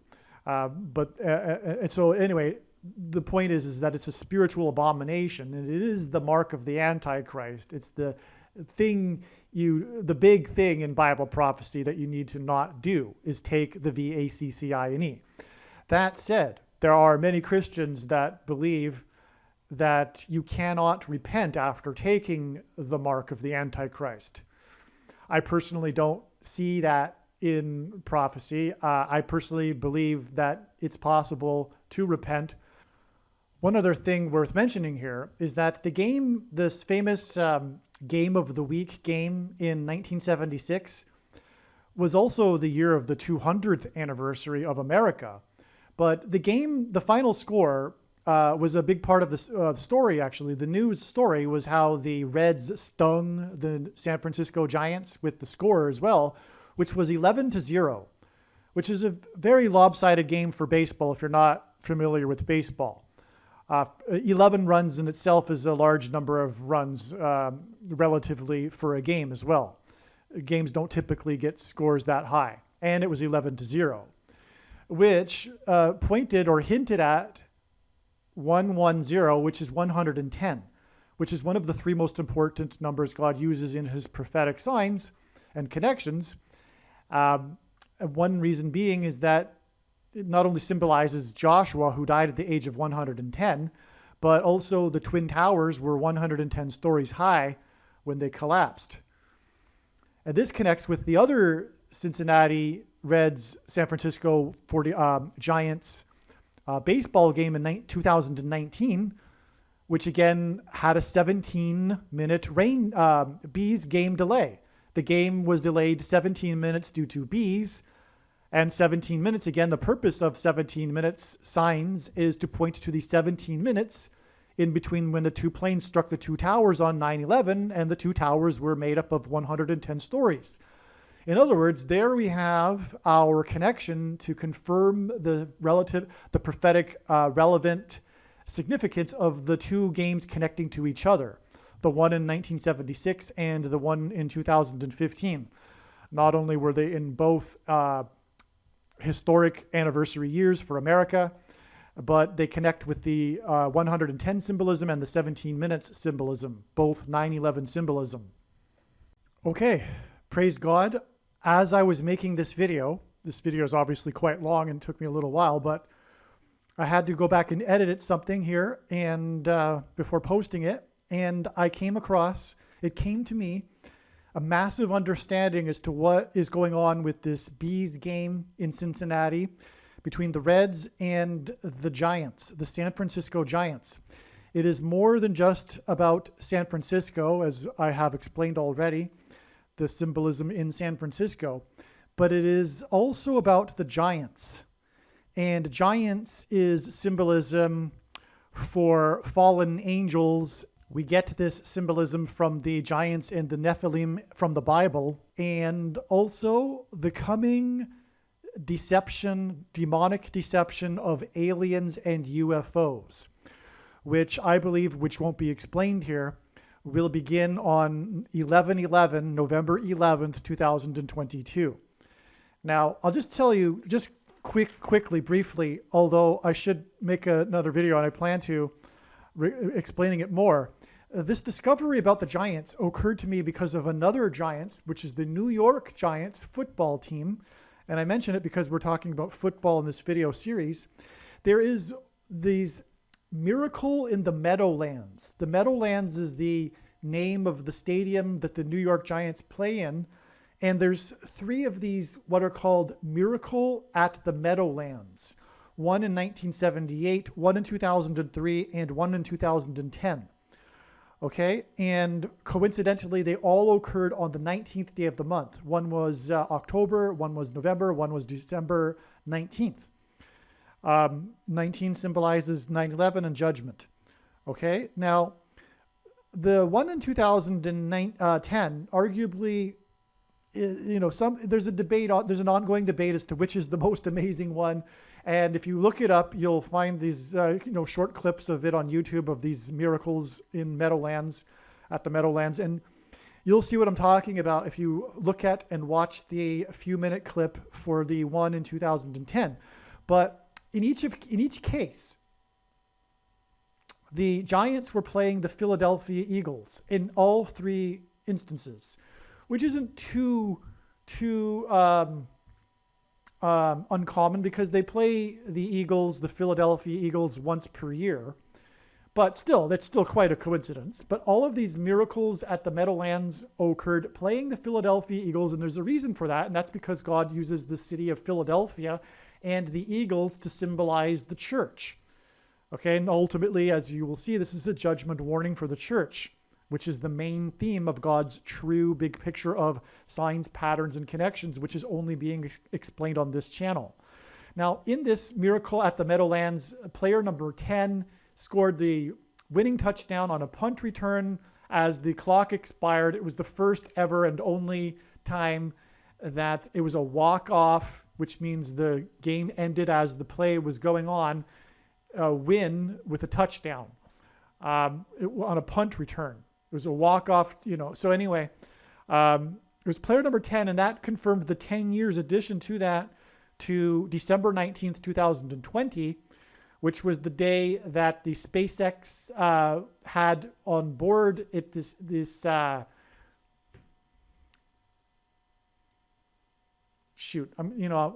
I apologize. I'm not even supposed to be doing this. I'm going off on a tangent. I'm going to explain this in another video, so I won't go look up the facts and give a completely accurate presentation here. But it was this company that was hitching a ride with the SpaceX Dragon capsule or Dragon spaceship. And anyway, they had this new technology that was this new airlock. It was this new way of bringing in cargo into the space station, an airlock, and they named it Bishop.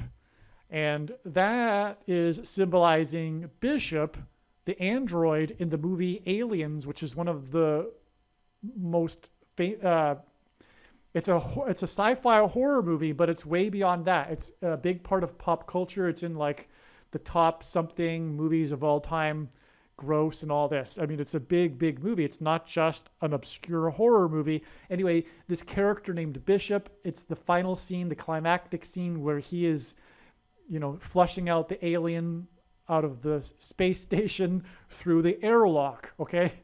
But the company didn't name it that, or so they say. They didn't name it after that. It's because it's this diagonal technology, and in chess you have the bishop moves diagonally.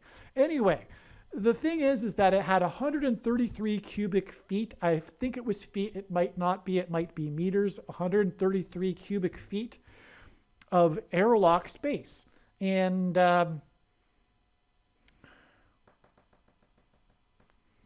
it was exactly 133 days before the Dragon crew splashed down at the beginning of the 1,260 days, final days before the Day of Atonement and Judgment Day in 2024. Anyway, also the day that the Bishop airlock was installed was also exactly 99 weeks before 11/11, which gives us 9/11 in 2022. And that's one reason why I believe the evidence is overwhelming that the massive alien demonic deception of aliens and UFOs will begin on the date 11/11. Anyway, I went all into that to explain to you the reason for the alien symbolism in giants. That's what I just said is proof of that. Okay, now coming back to the San Francisco game here, the San Francisco Giants and the Reds, as I just explained, the number 150 is a big part of this. And so what it had occurred to me this morning is, as I was reading Revelation chapter 9 again, it is 150 days. It's 5 months, which is 5 biblical months is 150 days. And God has used the number 150 in the Super Bowl with the Chiefs, for example, but to point to Revelation chapter 9. Okay, and what it is, it's these beings that are described as being analogous to locusts, but they sting, just like bees sting. Okay, and I believe what it all is metaphor for fallen angels, and also the stingers are also, it's either these stingers or the stingers of the horses that are also in Revelation chapter 9, and I'm open-minded to the mixing of metaphors here because that's what it all is. It's just symbolism. You have to really have a really open, creative, artistic mind to understand what God is saying through the book of Revelation. Often people take it way too literally. It is meant to be taken seriously and literally, but not in the way that people think. Anyway, how are you going to interpret locusts with stingers that are stinging people and preventing them from dying, as it's described in Revelation chapter 9, if it's completely literal, right? But anyway, I think that the stingers are also symbolism for the VACCINE sting. It definitely is the case with the horses with the tails that are like serpents later in that chapter. Regardless, though, What we're talking about here is clear confirmation that giants symbolize aliens, and that's what is going on in Revelation chapter 9. And the confirmation of that is the number 150. That's why it was the 150th year for the Reds, just a couple of days before that, on the same day as the prophetic Kentucky Derby. Okay, that is amazing. And so, as I will explain in other videos, I'm quite certain that how the Pope will rise to become Antichrist. And again, this is San Francisco, Pope Francis. This is another reason why God uses San Francisco. So San Francisco Giants, wow, because I believe the way that the Pope rises to power and becomes the world leader overnight is because he announces to the world that aliens have made him the ambassador for the world, that the aliens are using him to communicate through to the world. And if you think about it, the aliens would have to choose someone to do that, right? And, well, that's what the popes claim to be, the representative of God on earth, right? And so it makes sense that he would be the representative for the aliens. So according to their blasphemy, the Catholic doctrine. So that's why San Francisco Giants. It's just amazing. And confirmation of it is this 150, and also I believe the Stingers. And it's pointing to Revelation chapter 9, if you want to read that and then think about the signs that I have explained here. Okay, just a few more odds and ends here. In case I didn't mention it, the Super Bowl will be played in LA. It will be the second year in a row in which one of the teams playing in the Super Bowl will be playing in their home stadium. Last year, Tampa Bay won the Super Bowl, and the Super Bowl was held in Tampa Bay. And that was a coincidence because Super Bowls aren't held in the stadiums of the teams that are playing. The location of Super Bowls are determined years in advance. And they're in usually sunny cities where the weather is nice. And that's the reason why they're not played in their home stadiums. So this will be only the second time ever that a Super Bowl team in the Super Bowl will be playing in their home stadium. And this time that it'll happen, this second time, it will be the Rams in Los Angeles. The Super Bowl will be played in Los Angeles in the Rams home stadium. This, of course, will symbolize the two planes that rammed the two towers on 9/11, 17 minutes apart. This stadium where the Super Bowl will be played is that same stadium that I showed earlier where the clock was 8:46 at the time of the first touchdown of the NFC Championship game scored by the Rams. Okay, so yes, one more time.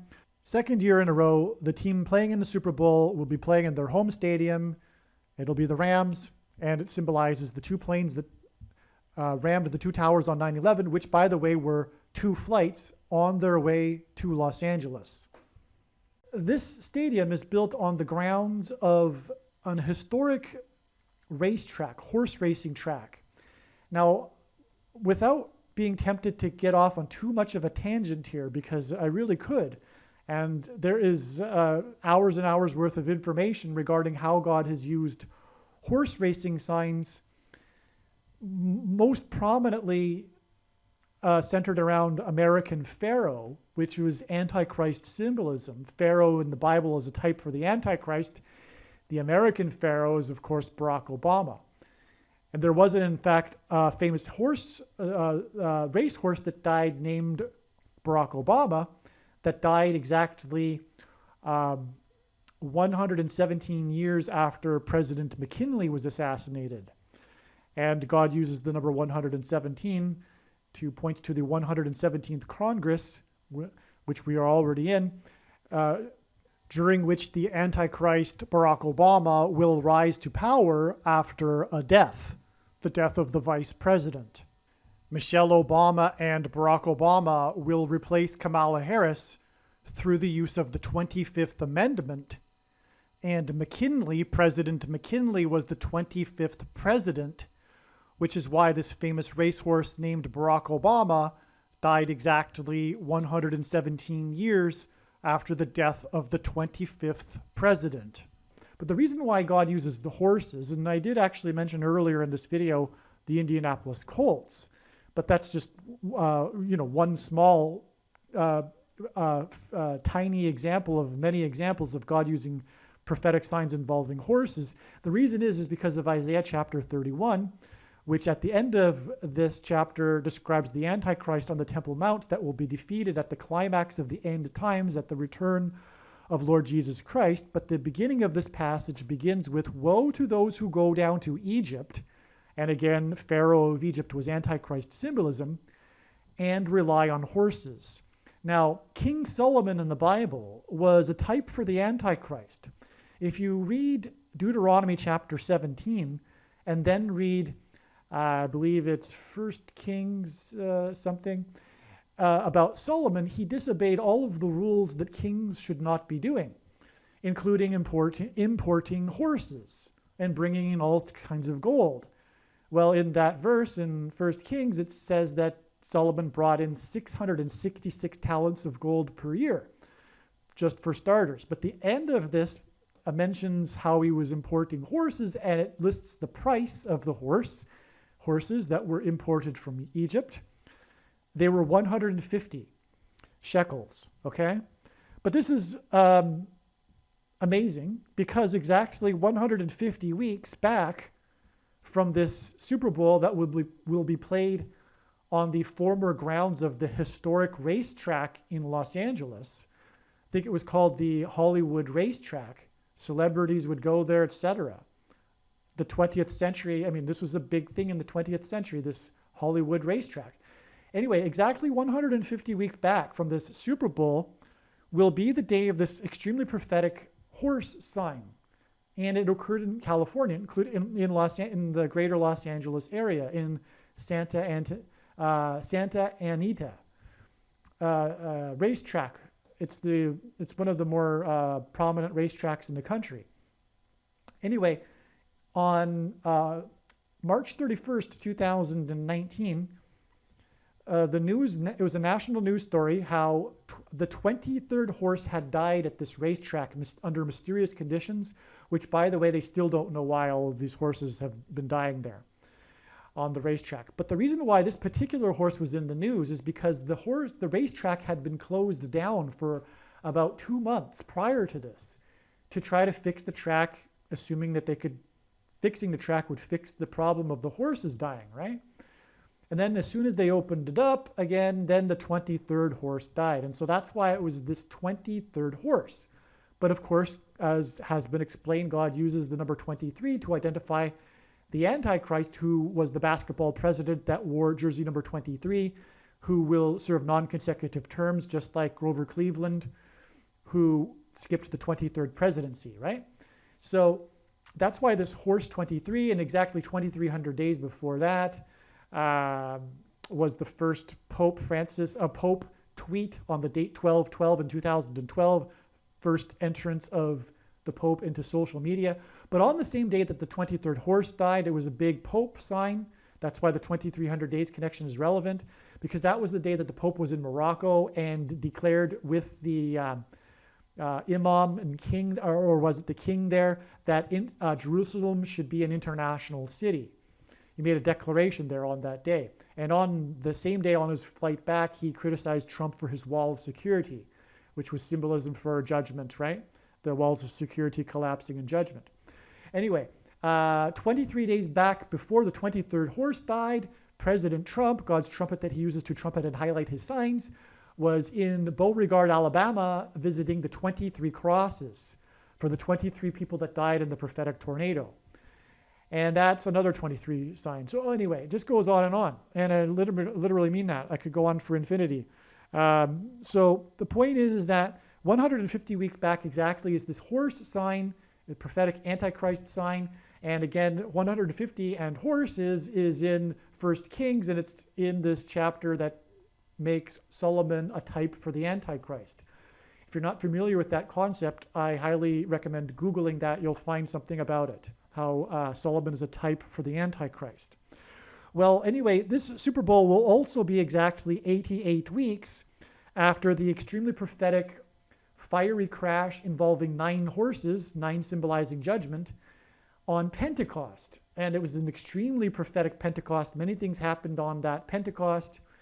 It was the day of officially the death toll of 110,000. And I haven't explained the details because I've explained it so many other times, but God pairs the numbers 9 and 110 together the most frequently to confirm the signs and connections and to point to 9/11 and the 110 floors of the Twin Towers. But it was 9 horses that died on the day of Pentecost, extremely prophetic date, and a day that the official death toll reached 110,000.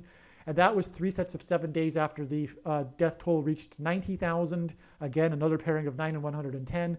And 3 sets of 7, of course, is from Joshua. Joshua died at the 110. Anyway, the 9 horses was also a prophetic sign because it was a fiery crash on a highway, but one of the horses was sired by American Pharaoh. And that's the big prophetic sign there. It's just amazing. And exactly 110 days before that was the 9/11 sign of the fiery crash in the Daytona 500. The 500th word in the Strong's Greek Concordance is the word for Antichrist. And the car number was 6 that crashed. But also the finish was this prophetic sign involving cars number 11 and 12. And it was a fraction, I forget, it was like 0.2 of a second or something difference between the two cars. No, it was a 0.11, I think. And it was car number 11 finished first and car number 12 finished second. And that was in the 11th hour going into the 12th hour sign, which is, of course, 9/11 symbolism, as has been explained already in this video series, in fact.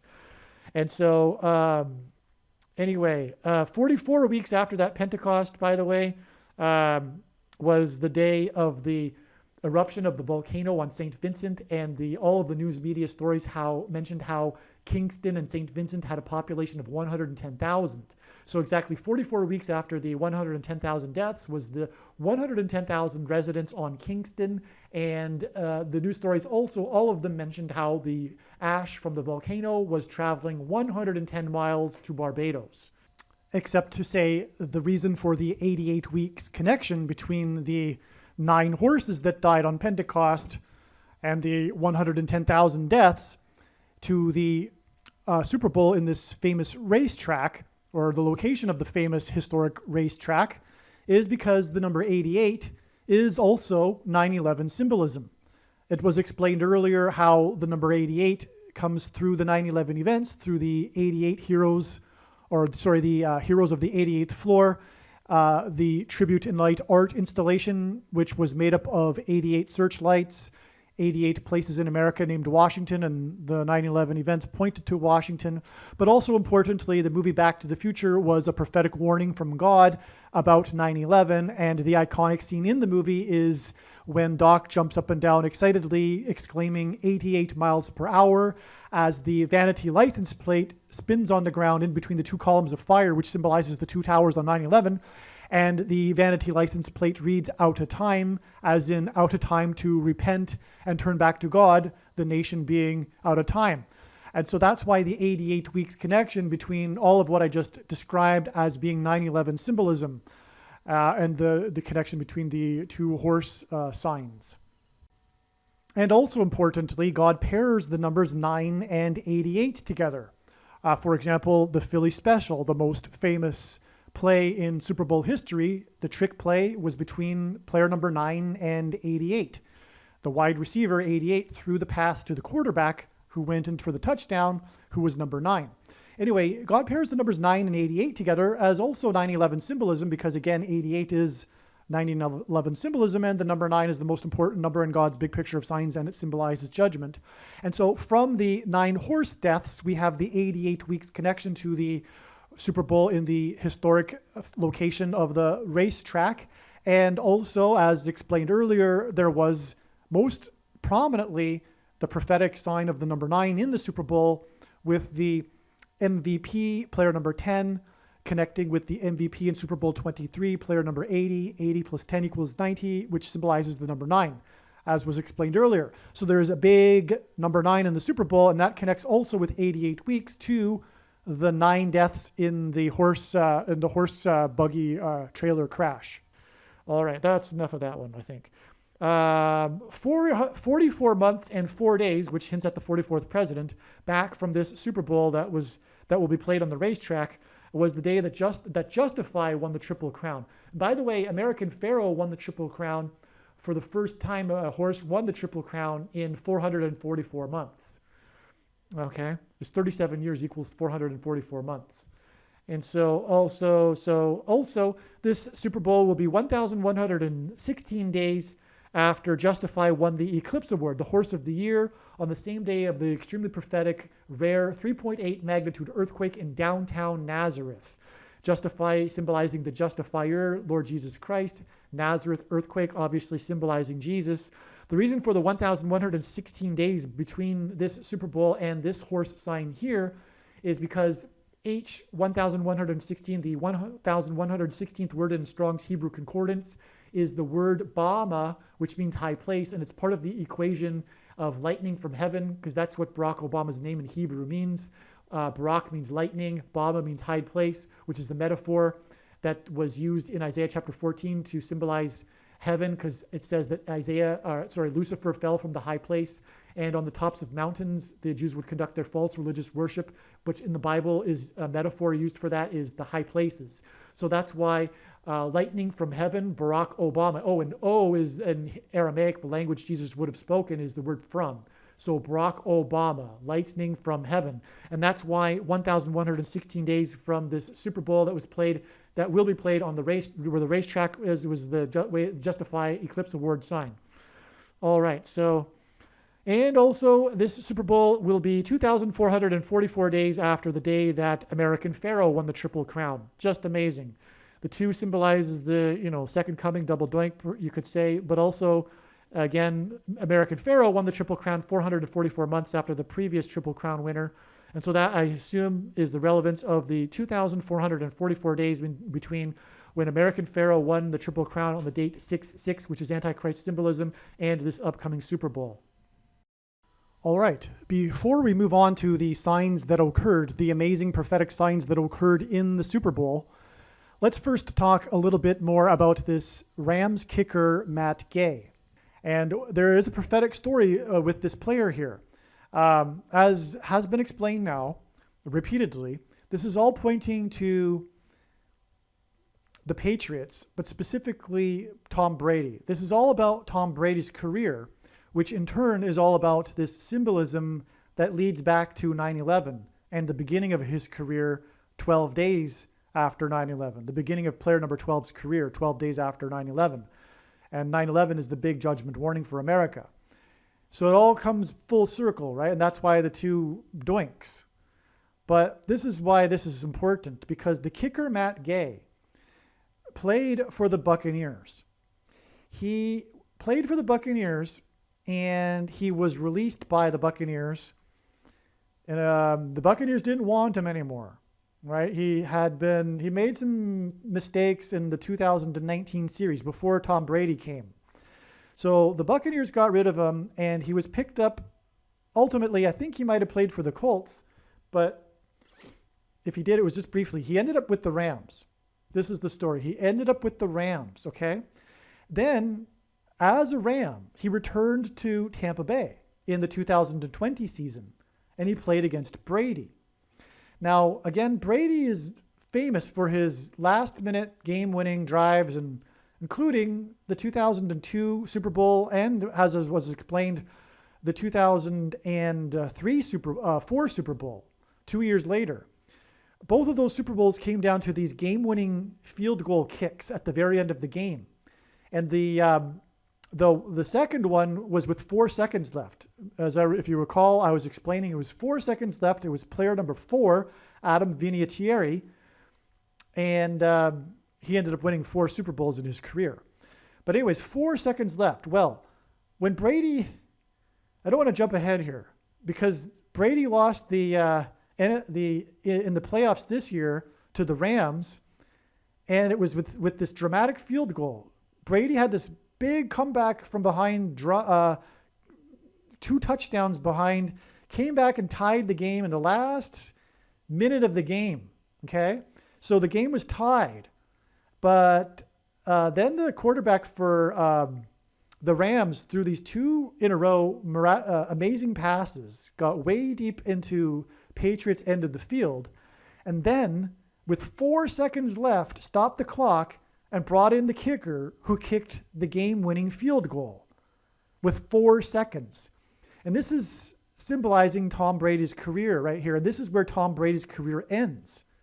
Tom Brady had this amazing comeback, tied the game, but then ultimately lost the game to this kicker who has, at least in the media, a story of like a vendetta, or, just like, it's a pride thing, right? He comes back and he beats the team that dismissed him, right? He wasn't good enough to be on this team. And then he comes back and beats them twice. In 2020, in a regular season, he did the same thing. He came in at the end of the game and kicked this game-winning field goal. So he did this twice to the Buccaneers because they only play each other once every 4 years.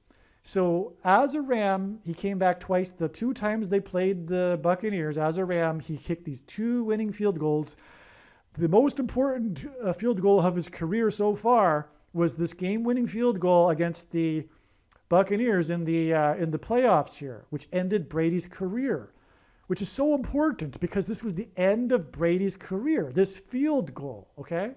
And it was with 4 seconds left, and that's exactly how Brady won his second Super Bowl there, with 4 seconds. And again, his first Super Bowl win was kicked, the field goal was kicked as time ran out on the clock.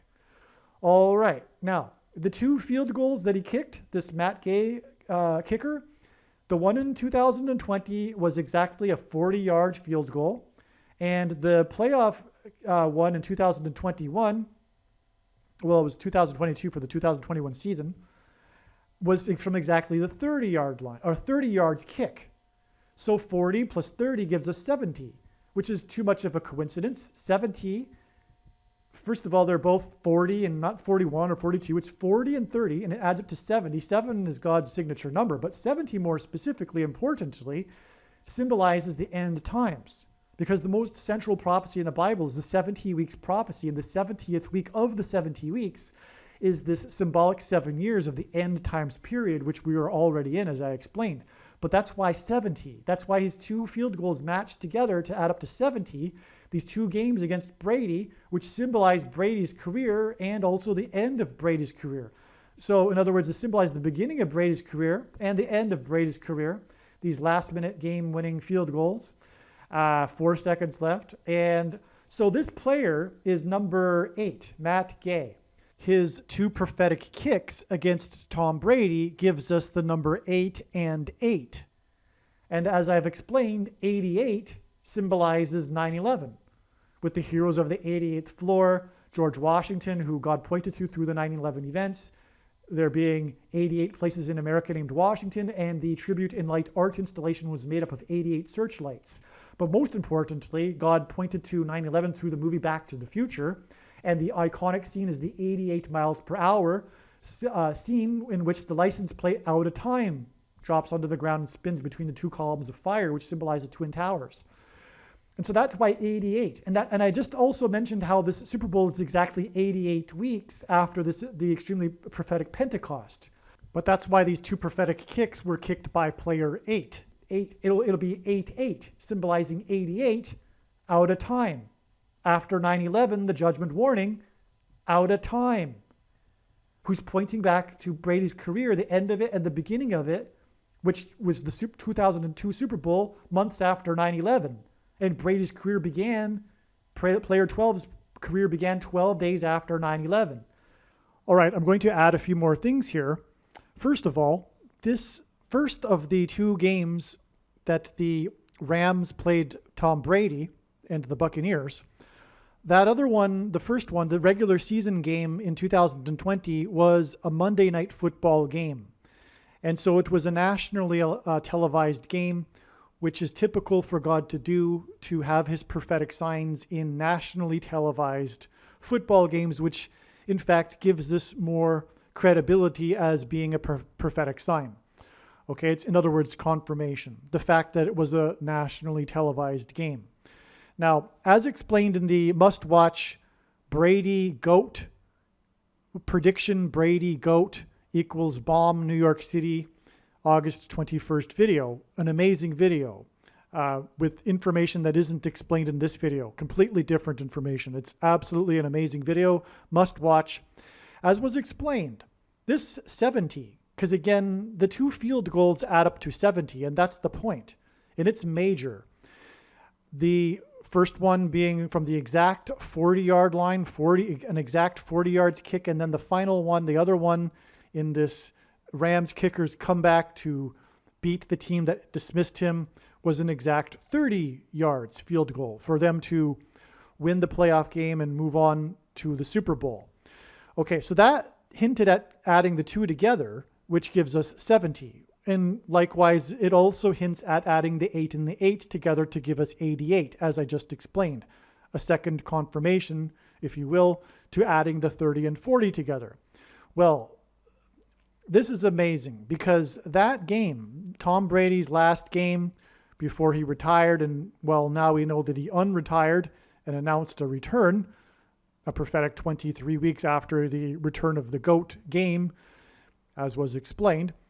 That last game, though, at the time was the last game. Well, anyway, it theoretically could be the last game because there might not be a football season this year in this autumn. But anyway, so that game, though, was January 23rd, the game in which this Rams kicker kicked the second field goal to beat Tom Brady with 4 seconds remaining in the game, which also made it extremely prophetic, and added the 2 field goals together to give us 70. Well, that day, January 23rd, is exactly 70 plus 70 plus 70 days before the prophetic predicted explosion, dirty bomb in Manhattan on August 21st, 2022. 70 plus 70 plus 70 is hinted at with this 70 in the field goals. And the reason for 70 plus 70 plus 70 is because it's 3 sets of 7. There are 3 sets of God's judgments in the book of Revelation and also in the book of Joshua. The Hebrews marched around the walls of the security of Jericho 7 times over 7 days, while 7 priests blew 7 trumpets. And those trumpets would have been ram's horns. And that's why, from this Rams game, we have 70 plus 70 plus 70 days to the day of the dirty bomb explosion in Manhattan. It's amazing. This is another use of the rams, the prophetic relevance of rams in this game. Okay, one of the media stories regarding the Rams here is how the organization has mortgaged their future of draft picks and money and gone all in putting their team together. They've put all their chips on the table, as the media says, and in order to win this Super Bowl. So they're taking a gamble. But this putting all of their chips on the table, going all in, it symbolizes the Antichrist beast system going all in. An all-out effort of evil openly revealed because they know that their time is short. So that's symbolism for that here. And the Christians, by the way, that do think that America is Mystery Babylon, it is very sad and unfortunate because they therefore do not understand that the Pope is the first Antichrist. And that's, of course, very, very important. They also have this false belief that the identity of the Antichrist is unknowable until somehow he supposedly steps on the Temple Mount or something to that effect. And that's rooted in their false doctrines of Calvinism and once saved, always saved, which gives them their false interpretation of 2 Thessalonians chapter 2, which is a modern interpretation. It wasn't interpreted like this in decades ago and centuries ago, but they interpret the what and the he that Paul is saying is holding back the Antichrist as being the Holy Spirit. But that's not what Paul is talking about. Otherwise, why did he call it a what and a he? And why did he speak cryptically? You know, Paul wasn't in the habit of speaking cryptically. The reason why he spoke cryptically is because what he was referring to with what and he is Rome and Caesar. And after they were removed, which is when Constantine moved the capital to Constantinople, the bishops of Rome then asserted their power. That's why Rome is the seat of the Antichrist. And Paul knew that. The early the reformers knew that, the Protestant reformers, and had they not known that, there wouldn't have been a Protestant Reformation. But that knowledge has been not coincidentally lost in these years leading up to the end times, because it's designed to fool Christians. And it's judgment for their false Nicolaitan doctrine, which gives them this interpretation of the what and the he being the Holy Spirit, and all Christians being raptured, etc. Anyway, that's very sad and unfortunate, because church history, Protestant church history, has had this knowledge that the Pope is the Antichrist, and Bible prophecy is more than clear. There's so many examples that are so very, very obvious and clear that the Pope is the Antichrist. It is a true mystery how Protestant evangelical culture has lost this knowledge. It can only mean that we are on the cusp of the end times, the fact that we have recently lost this knowledge. It's very disturbing. Oh, one other thing. 2022 is 20 years after 2002. The first Rams-Patriots Super Bowl, just months after 9/11.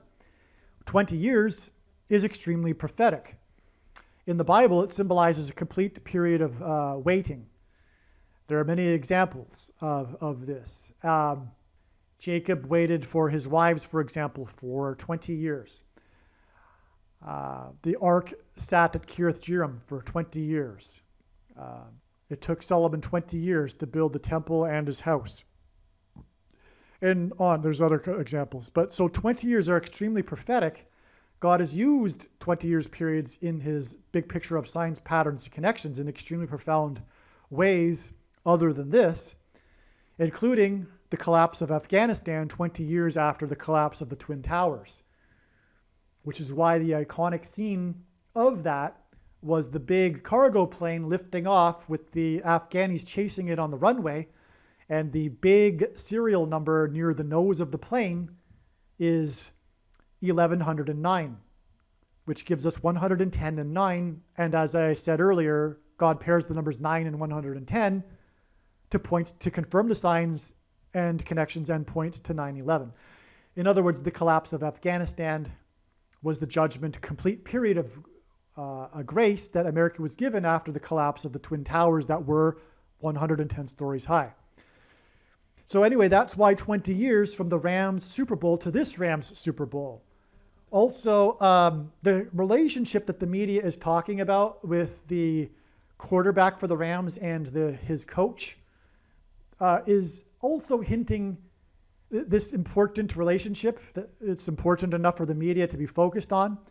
This relationship is hinting at the most important, very, very important coach-quarterback relationship that has been the story of the last 20 years.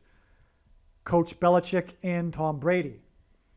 And that's, of course, the big theme in the Return of the GOAT game, because Tom Brady returned to play the coach and to beat the coach and symbolically establish, it was just a game, right? But, and for him too, I'm sure. But it was a symbolic establishment of again, what I was describing earlier, Brady needed to step away from the Patriots in order to prove to the world that he is the greatest of all time, and he could do it without the Patriots. And so, but that's all rooted in the relationship between him and the coach. And so that's why the relationship in this game between the quarterback and the coach, that's the reason why for it. It also, again, gives us the number 69, which I explained earlier, through their two ages of 33 and 36. Also, this will be Super Bowl 56, which hints at 5 plus 6 equals 11, which equals 9/11 symbolism. Because again, it was Flight 11 that hit the two towers on 9/11 that looked like a giant 11 and had a crew of 9 people, and New York State being the 11th state, which was because Jesus coined the phrase the 11th hour. But in the Bible, the instance of the number 11 not only symbolizes judgment, but it symbolizes the execution of judgment. All right, let's get into the actual game with the details of the game and the prophetic significance with contained and signs contained in the actual game. Let's start with that. As was explained, a big part of it is this Rams kicker, Matt Gay. The big prophetic moment, arguably, centers around, and the plays surrounding it as well, the missed field goal. Because again, as explained not only in this video, but this video series in general, this Super Bowl has been connected with this theme of double doinks and doinks, right? The return of the goat doink, the prophetic double doinks, the 170 weeks exactly connection to the 4 doinks in one game by player number 1 and all of that, right? I won't explain it again. But so it is about the kickers and the missed kicks. So in the field, in this Super Bowl, lo and behold, we had a missed kick. It was a missed kick, and the prophetic significance of it, first of all, is that it was an extra point, and an extra point comes after a touchdown.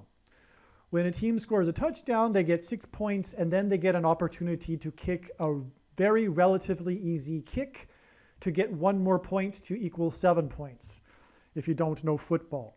And again, this missed extra point came exactly 66 weeks after the double doink missed extra point on the day of the double jeopardy Alex Trebek death sign. And so that's amazing. There are 2 missed extra points, and as I will explain, both of them, the scores that they pointed to the score. The missed extra point points to the score that wouldn't have been otherwise. In other words, missed extra points are very unusual, and that's what makes the score highlighted. In the case of the missed extra point double doink 66 weeks earlier, it pointed to the total score, which would have added up to 44. And that was explained earlier, the Panthers and symbolism for Barack Obama, the 44th president. It's a team that symbolizes Barack Obama through the leopard in Daniel chapter 7 and the connection to Black Panthers at the beginning of Barack Obama's political career in Chicago, and his statement regarding the movie Black Panther being his favorite movie in 2016, which is a prophetic movie God used, and the actor in it and his death, for example, but that's explained in other videos. But also panthers, leopards. The leopard, by the way, has 4 wings and 4 heads, and this is hinting at the 44th president. That's Bible prophecy. But the the Panthers and Bengals are connecting with 66 weeks here. They're both big cats, which is just more confirmation for the connection. All right, returning back to the missed extra point in this Super Bowl, the missed extra point comes after a touchdown. And this Rams touchdown came in the second quarter, and it was their second touchdown. It was a pass from player number 9 to player number 10, which again hints at Isaiah 9:10 verses 11 through 11. Isaiah 9:10 through 11, the judgment warning on ancient Israel, which was what was pointed to through the 9/11 events. And the pass was for 11 yards. Okay, so this second touchdown in the second quarter for the Rams was a pass from player number 9 to player 10, and the yardage was 11 yards. In other words, that's amazing 9/11 symbolism, and it symbolizes the 2 planes that rammed the 2 towers on 9/11. That's why it was the second touchdown in the second quarter for the Rams. And then following that, we had the missed field goal by Matt Gay, and that was making the score 13-3 or 3-13 because it was played in Los Angeles, and so arguably the home team is Los Angeles, and so it would be 3-13. And by the way, again, it was the second time that the Super Bowl in a row was played, a team in it was playing in their home stadium, which is another second hinting at the 2 planes that struck the 2 towers on 9/11. This being the Rams, and it was the Rams, so that's why rammed the 2 towers. And there have only ever been, two Super Bowls in which one of the teams in the Super Bowl was playing in their home stadium. The extra point, had it been made, it would have been 14-3, which is a normal score after 2 touchdowns. But because of the extraordinary missed extra point, and it's extraordinary, it doesn't happen, it's extremely rare, that's why the score was 3-13. And again, if you recall, in the San Francisco Rams NFC Championship, that prophetic touchdown with the clock in the background at 8:46, hinting at the first plane that struck the North Tower at 8:46 a.m., that was on a play of 3rd down and 13 yards to go. And so we have another 3-13 here with this mixed extra point, making the score 3-13, coming directly after this 9/11 symbolism that I just described with the second touchdown in the second quarter. Pass from player number 9 to 10 and 11 yards. And so that missed extra point, making the score 3-13, is the cap, the climax, the end of the story of this Rams kicker pointing to 9/11, as has been explained a number of times now. So, also importantly, this is also hinting at the 2019 Super Bowl, in which the score was 3-13, this prophetic Patriots game against the Rams. And also shortly after that, on the date 3/13, was the bomb cyclone, which is explained in other videos, and how that was pointing to this 3/13, which was 36 months later after 3/13 in 2019. And again, it is explained in this video series how the date 3/13 in 2022 is pointing to 40 days later, April 22nd, and the day of the dirty bomb. Following that, we had the Bengals' second score. After the 3-13 missed extra point, the Bengals scored their second score, which was a trick play. Now, this trick play was a play from player number 28, who was a running back, to player number 85. The player number 85, well, first of all, because it's a forward pass, it hinted at 28 days from the Super Bowl to the date 3/13. March 13th was 28 days, or is 28 days after this Super Bowl, involving this trick play, which was the following play after the following score after the 3-13 prophetic sign. And it was a play from a forward pass from player 28 to player 85. Now, 85 hints at 8 plus 5 equals 13. Okay, so we got 28 days to the 13th of March. It's just more confirmation that the follow-up judgment destruction sign on America following 9/11, 20 years later, is this what's going to happen, likely in Manhattan, the location of 9/11, on March 13th, the predicted dirty bomb. So it's more confirmation of that. And also, what is also amazing confirmation too, is that this trick play is mirroring the Philly Special, which was this most famous play in all of Super Bowl history, but it was also one of the most prophetic plays in all of Super Bowl history. It was the Eagles and the Patriots in the Super Bowl in 2018, and it was the trick play right before the end of the second half. And this trick play from player 28 to 85 was also right before the end of the second half, and was also the last score of the half. So that's not the only parallel. This Super Bowl and this trick play that mirrored the Philly Special is exactly 153 weeks after Nick Foles, the quarterback for the Philadelphia Eagles that was involved in the Philly Special trick play, after he signed his $88 million contract on March 11th, 2019. And Nick Foles was the 88th player selected in his draft. he signed the $88 million contract, which is a big deal. And he's player number 9. That's a pairing of 9 and 88. The Philly Special was also a pairing of 9 and 88. A trick play pass from wide receiver number 88 to the quarterback, player number 9. In fact, the Philly Special occurred exactly 50 weeks and then 50 days before player number 9 signed his $88 million contract. It was exactly 50 weeks to the prophetic blood moon over America, and then another 50 days. And the number 50 symbolizes the church, and this is what makes this judgment on the church, because that's why Nick Foles' name is Nick. It's judgment for the American Evangelicals Church's Nick-Olaetan doctrine and works. And I explain more about the web of signs surrounding what I just described there with that connection, including the blood moon. It's explained better in other videos, but I'll just mention that this blood moon that is in between this 50 weeks and 50 days connection on January 20th, 2019. Again, January 20th, 2019 was exactly 50 weeks after the Philly Special and exactly 50 days before Nick Foles, player number 9, signed his $88 million contract.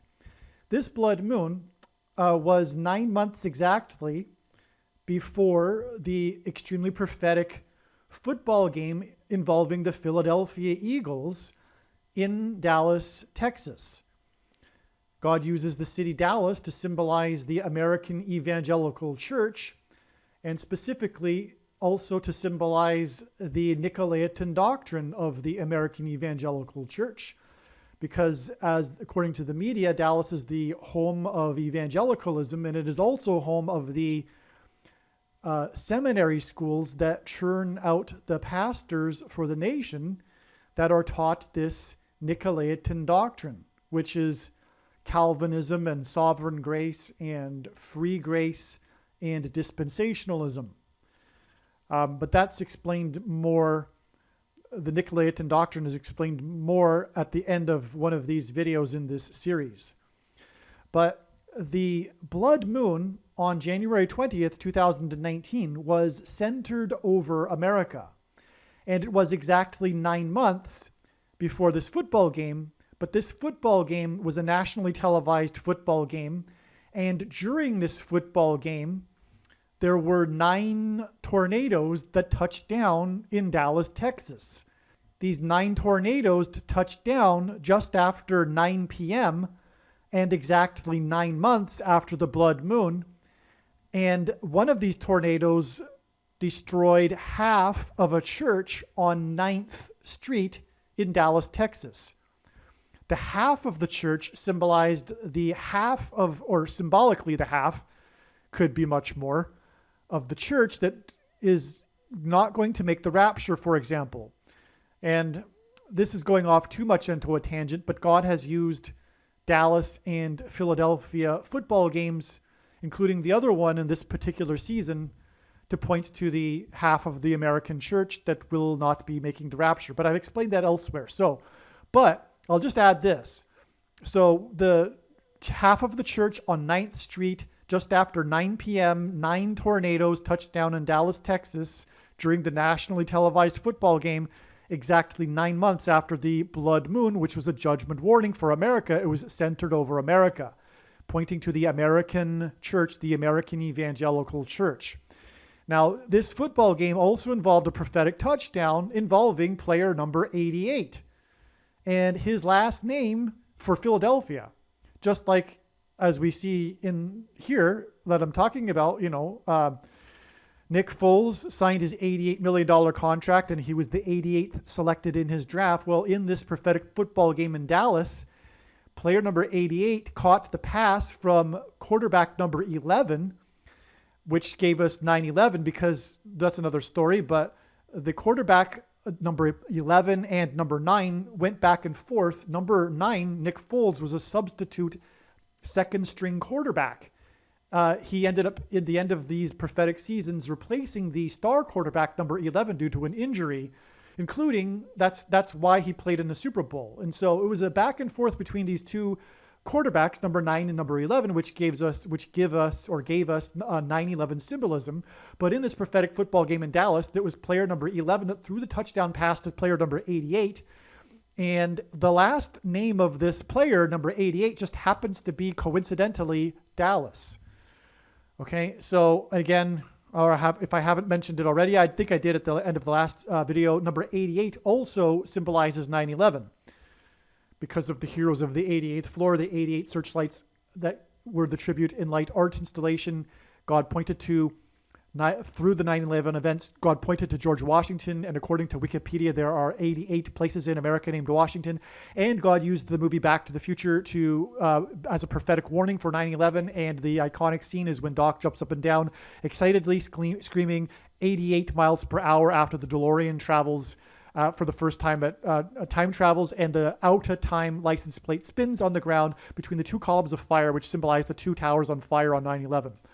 Okay, so the coach after this game for Dallas, because they were humiliated by Philadelphia in the game, the coach afterwards said to the media that the team needed to look itself in the mirror. So profound, so amazing. This is a quote. I'm paraphrasing, but the coach said, we need to look at ourselves in the mirror. He might have said that exactly. I'm not sure. Probably. That's so symbolic, because what it is saying is that God is communicating to the American evangelical church, which is symbolized by Dallas, that it needs to look itself in the mirror, which is why this game is played against Philadelphia, because Philadelphia contrasts with the church of Laodicea, the church that Jesus said is lukewarm, and because of that wants to vomit out of his mouth and thinks that it is in need of nothing, but does not realize that it is blind, naked, and pitiable. And that is the product of the Nicolaitan doctrine, which says once saved, always saved, for example. It is the root reason for the complacency and the lukewarm church of Laodicea, which needs to look itself in the mirror. It's just so amazing.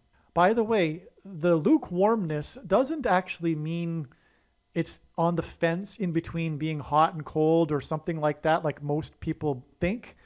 Actually, the city of Laodicea in ancient Turkey, in ancient Asia Minor, actually piped in. It was known for piping in hot water and cold water into its city. Hot water and cold water both served their purposes. Cold water was refreshing and contained life. It was life-giving, and hot water also had its purposes, but lukewarm water didn't. It was stagnant and lifeless. That's the true meaning of what God is, or Jesus is saying when he's calling this church lukewarm. It is stagnant and without life. And because this video series is about football, or regards this theme of football, it is necessary to also explain how the day of this prophetic blood moon was also the day of an extremely prophetic football game. First of all, there are two blood moons in history that occurred during a major league sports game. One of them, the other one, was the blood moon over the World Series in 2004. It was the only blood moon to occur during a World Series game. That is explained in other videos. It's extremely prophetic, but that game involved the Boston Red Sox. This other blood moon, the only other blood moon during a major sports game, was the game of Boston, the New England Patriots. This football game between the New England Patriots and the Kansas City Chiefs when they played in the AFC Championship game on January 20th, 2019. This blood moon was seen from the stadium in Kansas City. The game was in Kansas City, and the blood moon was seen from the stadium just like it was seen in St. Louis in that World Series. Now, this game is known for Tom Brady's game-winning drive. The game went into overtime. All right, and so that's what this game is known for. It's known for going into overtime, and then Tom Brady's game-winning drive, something that we are very familiar with over the years, his last-minute game-winning drives. This being one example of them. And again, all of these game-winning drives are symbolic, pointing to the 2002 game-winning drive, which is pointing to 9/11. That's the reason for all of these game-winning drives in Tom Brady's career, which he is known for. So this game-winning drive consisted of him driving the ball down the field after winning the coin toss. This was, again, the big thing about this game was the coin toss that was won by the Patriots. And then they proceeded to go down the field, and Tom Brady 3 times converted on 3 and 10. Third down and 10 yards. Hopefully you know the basics of football. You have 4 downs to get 10 yards.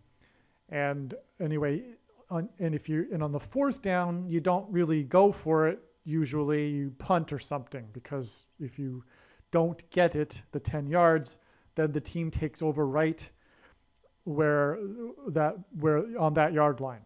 Okay, so 3rd down conversions are a big deal.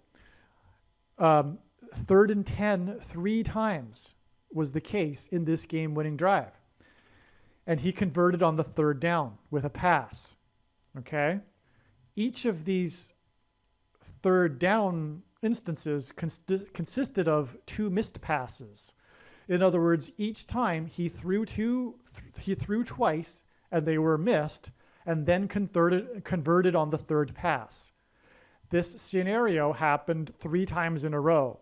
It's astounding, okay? So 2 missed passes followed by converting on the 3rd one hints at the number 23. And this is important because this was the game before the Patriots went on to the 2019 Super Bowl, which I've already explained was all about the number 23. Again, it was 23 days before the 23 deaths in Beauregard, Alabama, and 2,300 days after the 23rd anniversary of the 1989 World Series earthquake, when the fireball flew at low altitude over San Francisco, and on and on. I explained that before. So, and it was on the date 2-3, which hints at the number 23. Well, here we have 2 missed passes and then the 3rd down completed 3 times in a row. And as the Bible says, 2 or 3 witnesses are required to confirm a matter. So this scenario happened 3 times in a row. In other words, this number 23 was being pointed to before the Patriots went on to the Super Bowl. That was all about the number 23. All right. Now, also, this 3 times converting with 10 yards, 3rd and 10, hints at 3 times 10 equals 30. And this happened 3 times, which gives us 3 times 30 equals 90. So I'll just repeat that. 3rd down and 10 hints at 30. And he converted on 3rd down and 10 3 times. So that hints at 3 times 30 equals 90. Well, that's confirmed by the fact that this game is pointing to the number 23, because again, God pairs the numbers 9 and 23 together to confirm the signs and connections. Also, the fact that this game is pointing to the number 90, which again hints at the number 9, which is the most important number from God's big picture of signs, patterns, and connections, as it from the Bible symbolizes judgment. This blood moon was 9 months exactly to the 9 tornadoes that touched down just after 9 p.m. and destroyed a church on 9th Street in Dallas. So that's confirming the 90 being pointed to in this game as well. Okay, now it will be explained more in upcoming videos, but God uses the city Kansas City to symbolize Dodge City. And Dodge City in the 19th century was known as the bison capital. And God is using bison and this symbolism for Kansas City and Dodge City to hint at Yellowstone and the eruption of Yellowstone. Yellowstone volcano is in the 44th state to join the Union. All of this is confirmed by the 44th president. The 44th president, the basketball president, wore jersey number 23 when he played basketball in high school, and God pairs the numbers 23 and 44 together. And so again, this game was about number 23, and it was in Kansas City, which is ultimately pointing to, as I just explained, Yellowstone in the 44th state. So that's a pairing of 23 and 44. Well, as will be explained, Yellowstone, in other videos, Yellowstone will erupt on September 24th, 2022. And so sure enough, as I checked to see the counts between these two dates, January 20th, 2019, and the day that Yellowstone will erupt, it is 44 months and 4 days. It's just amazing. So this game in Kansas City, it's confirmation of what I just said, which will be confirmed in other videos. It's overwhelming, the confirmation, that Kansas City, for one thing, is pointing to Yellowstone in the 44th state. Well, from this prophetic blood moon eclipse that was centered over America, that was pointing to Yellowstone. It is 44 in the 44th state. It is 44 months and 4 days to the day that Yellowstone will erupt. So I won't go off onto that tangent. But he signed his $88 million contract right after he played in that game with the prophetic double doink against the Bears. Speaking of the double doinks, and tying into this Super Bowl.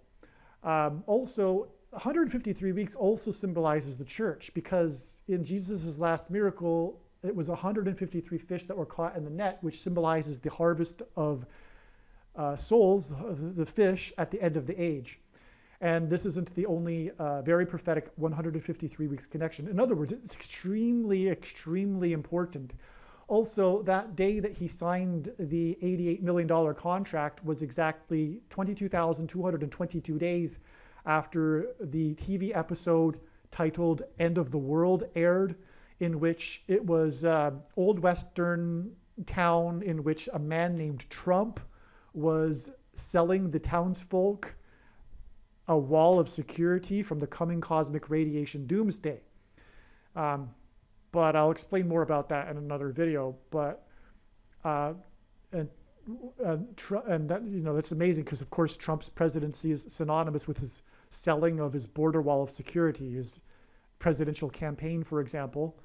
And 22,222 days is symbolism for the second coming, and also George Washington, who was born on the date 222, and God pointed to George Washington through the 9/11 events, and that's why Coronavirus Day on March 11th, 2020 was exactly 222 months after 9/11. But the player number 9 signing his $88 million contract is also 9/11 symbolism, and that's why it's 22,222 days after the TV episode End of the World aired. So anyway, back to what I was saying. This trick play in this Super Bowl mirrored that. What is also confirmation of that is also that in the second half, the Rams attempted a true Philly special. The trick play mirrored the Philly special, but the Rams actually tried to execute the exact same thing, but failed miserably. I'm sure there's prophetic significance in that too. But just the fact that they did try to do that in the Super Bowl, this Super Bowl, is just confirmation of this prophetic trick play that was from player 28 to player 85, and which is pointing to 28 days to the date, to the 13th, 313. Okay, also player 85 in this Super Bowl caught 2 touchdowns, and 85 plus 85 is 170, which hints at the 170 weeks connection, which was mentioned earlier, but also hints at the number 17, which is the number of minutes between when the 2 planes rammed the 2 towers. Okay. The second Bengals touchdown was scored with 12 seconds into the second half. And the Antichrist, 12 symbolizes the church, and the Antichrist will symbolize the church. And as I explained, Bengals symbolizes Rome and the persecution of the church. But this first play of the second half that was the first play, okay? That was the first play of the second half. They scored the second touchdown. But that was followed by the very next play was the interception. The Rams threw the ball, and it was intercepted by player number 22. Okay, so let's go over this again. Now we're in the second half.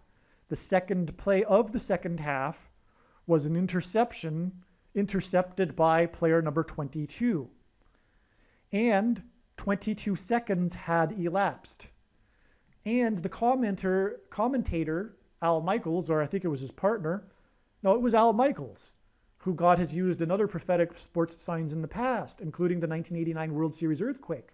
Al Michaels commented on how these two events for the Bengals happened within 22 seconds of the game. So let's just recap it one more time. It was the second play of the second half, an interception by player number 22, and it was 22 seconds that had elapsed in the game. The reason for this is because the mark of the Antichrist will be the inverse of the mark that is described in Ezekiel chapter 9. And by the way, the interception was thrown by player number 9.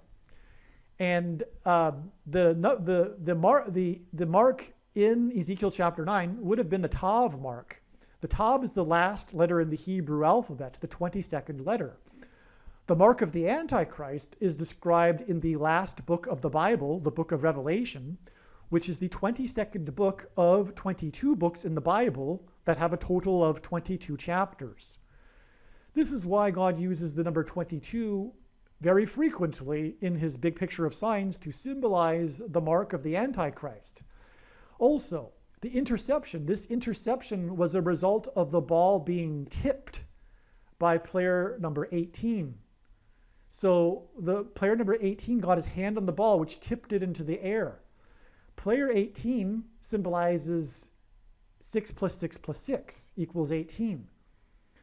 Also, again, what we're talking about is this extremely Antichrist symbolism Super Bowl, which is symbolizing the bestiary in Rome, which is why the Bengals, and that's why this interception was by the Bengals, and the persecution through the mark of the Antichrist that the Antichrist will use from his headquarters in Rome to persecute true Christians around the world.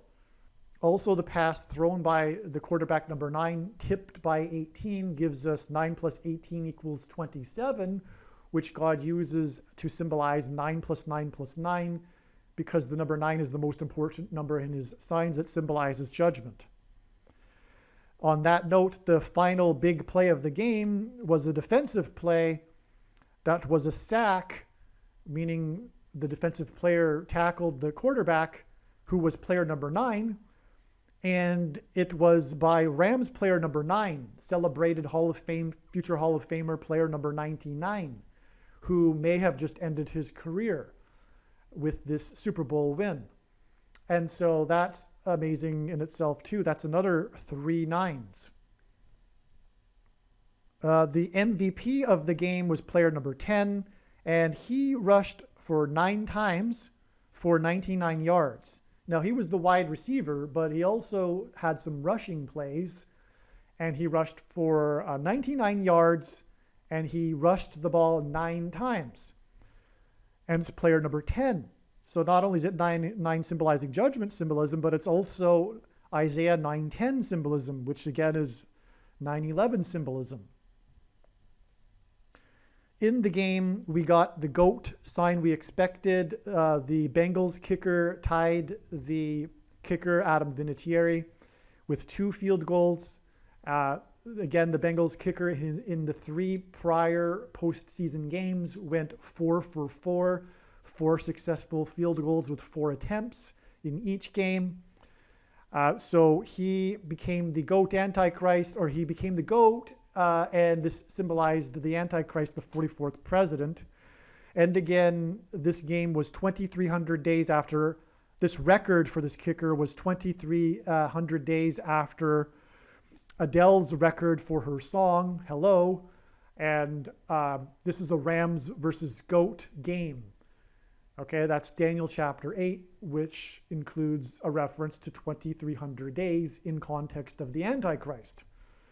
And again, this Super Bowl was not only, this record for the GOAT was not only 2,300 days after Adele's record, but it was also 23 days after Adele announced her regret and repentance for her canceling of her show in Las Vegas.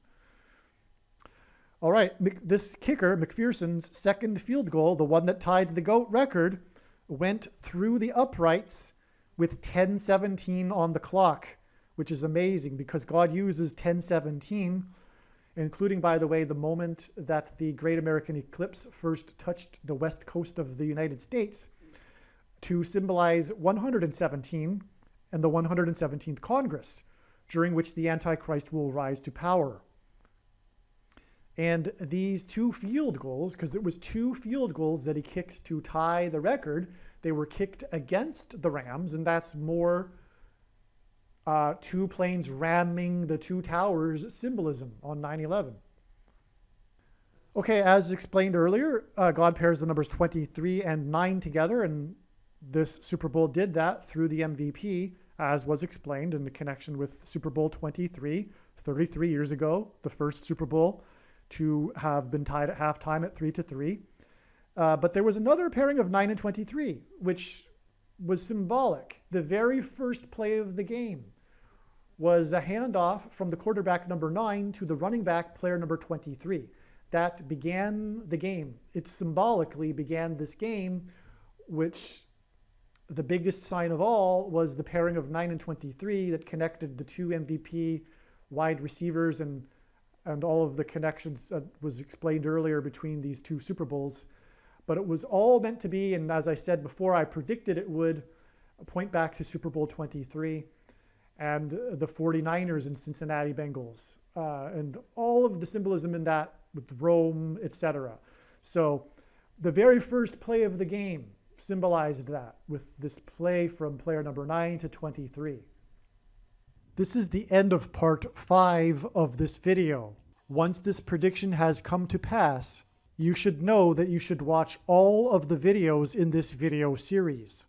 And for that matter, watch every minute of every video on this channel. Click on the link, or the link to part 6 will be in the description box below this video. Also, please leave a like and a comment, and share this video with everyone you know and more. Don't stop sharing it everywhere in social media.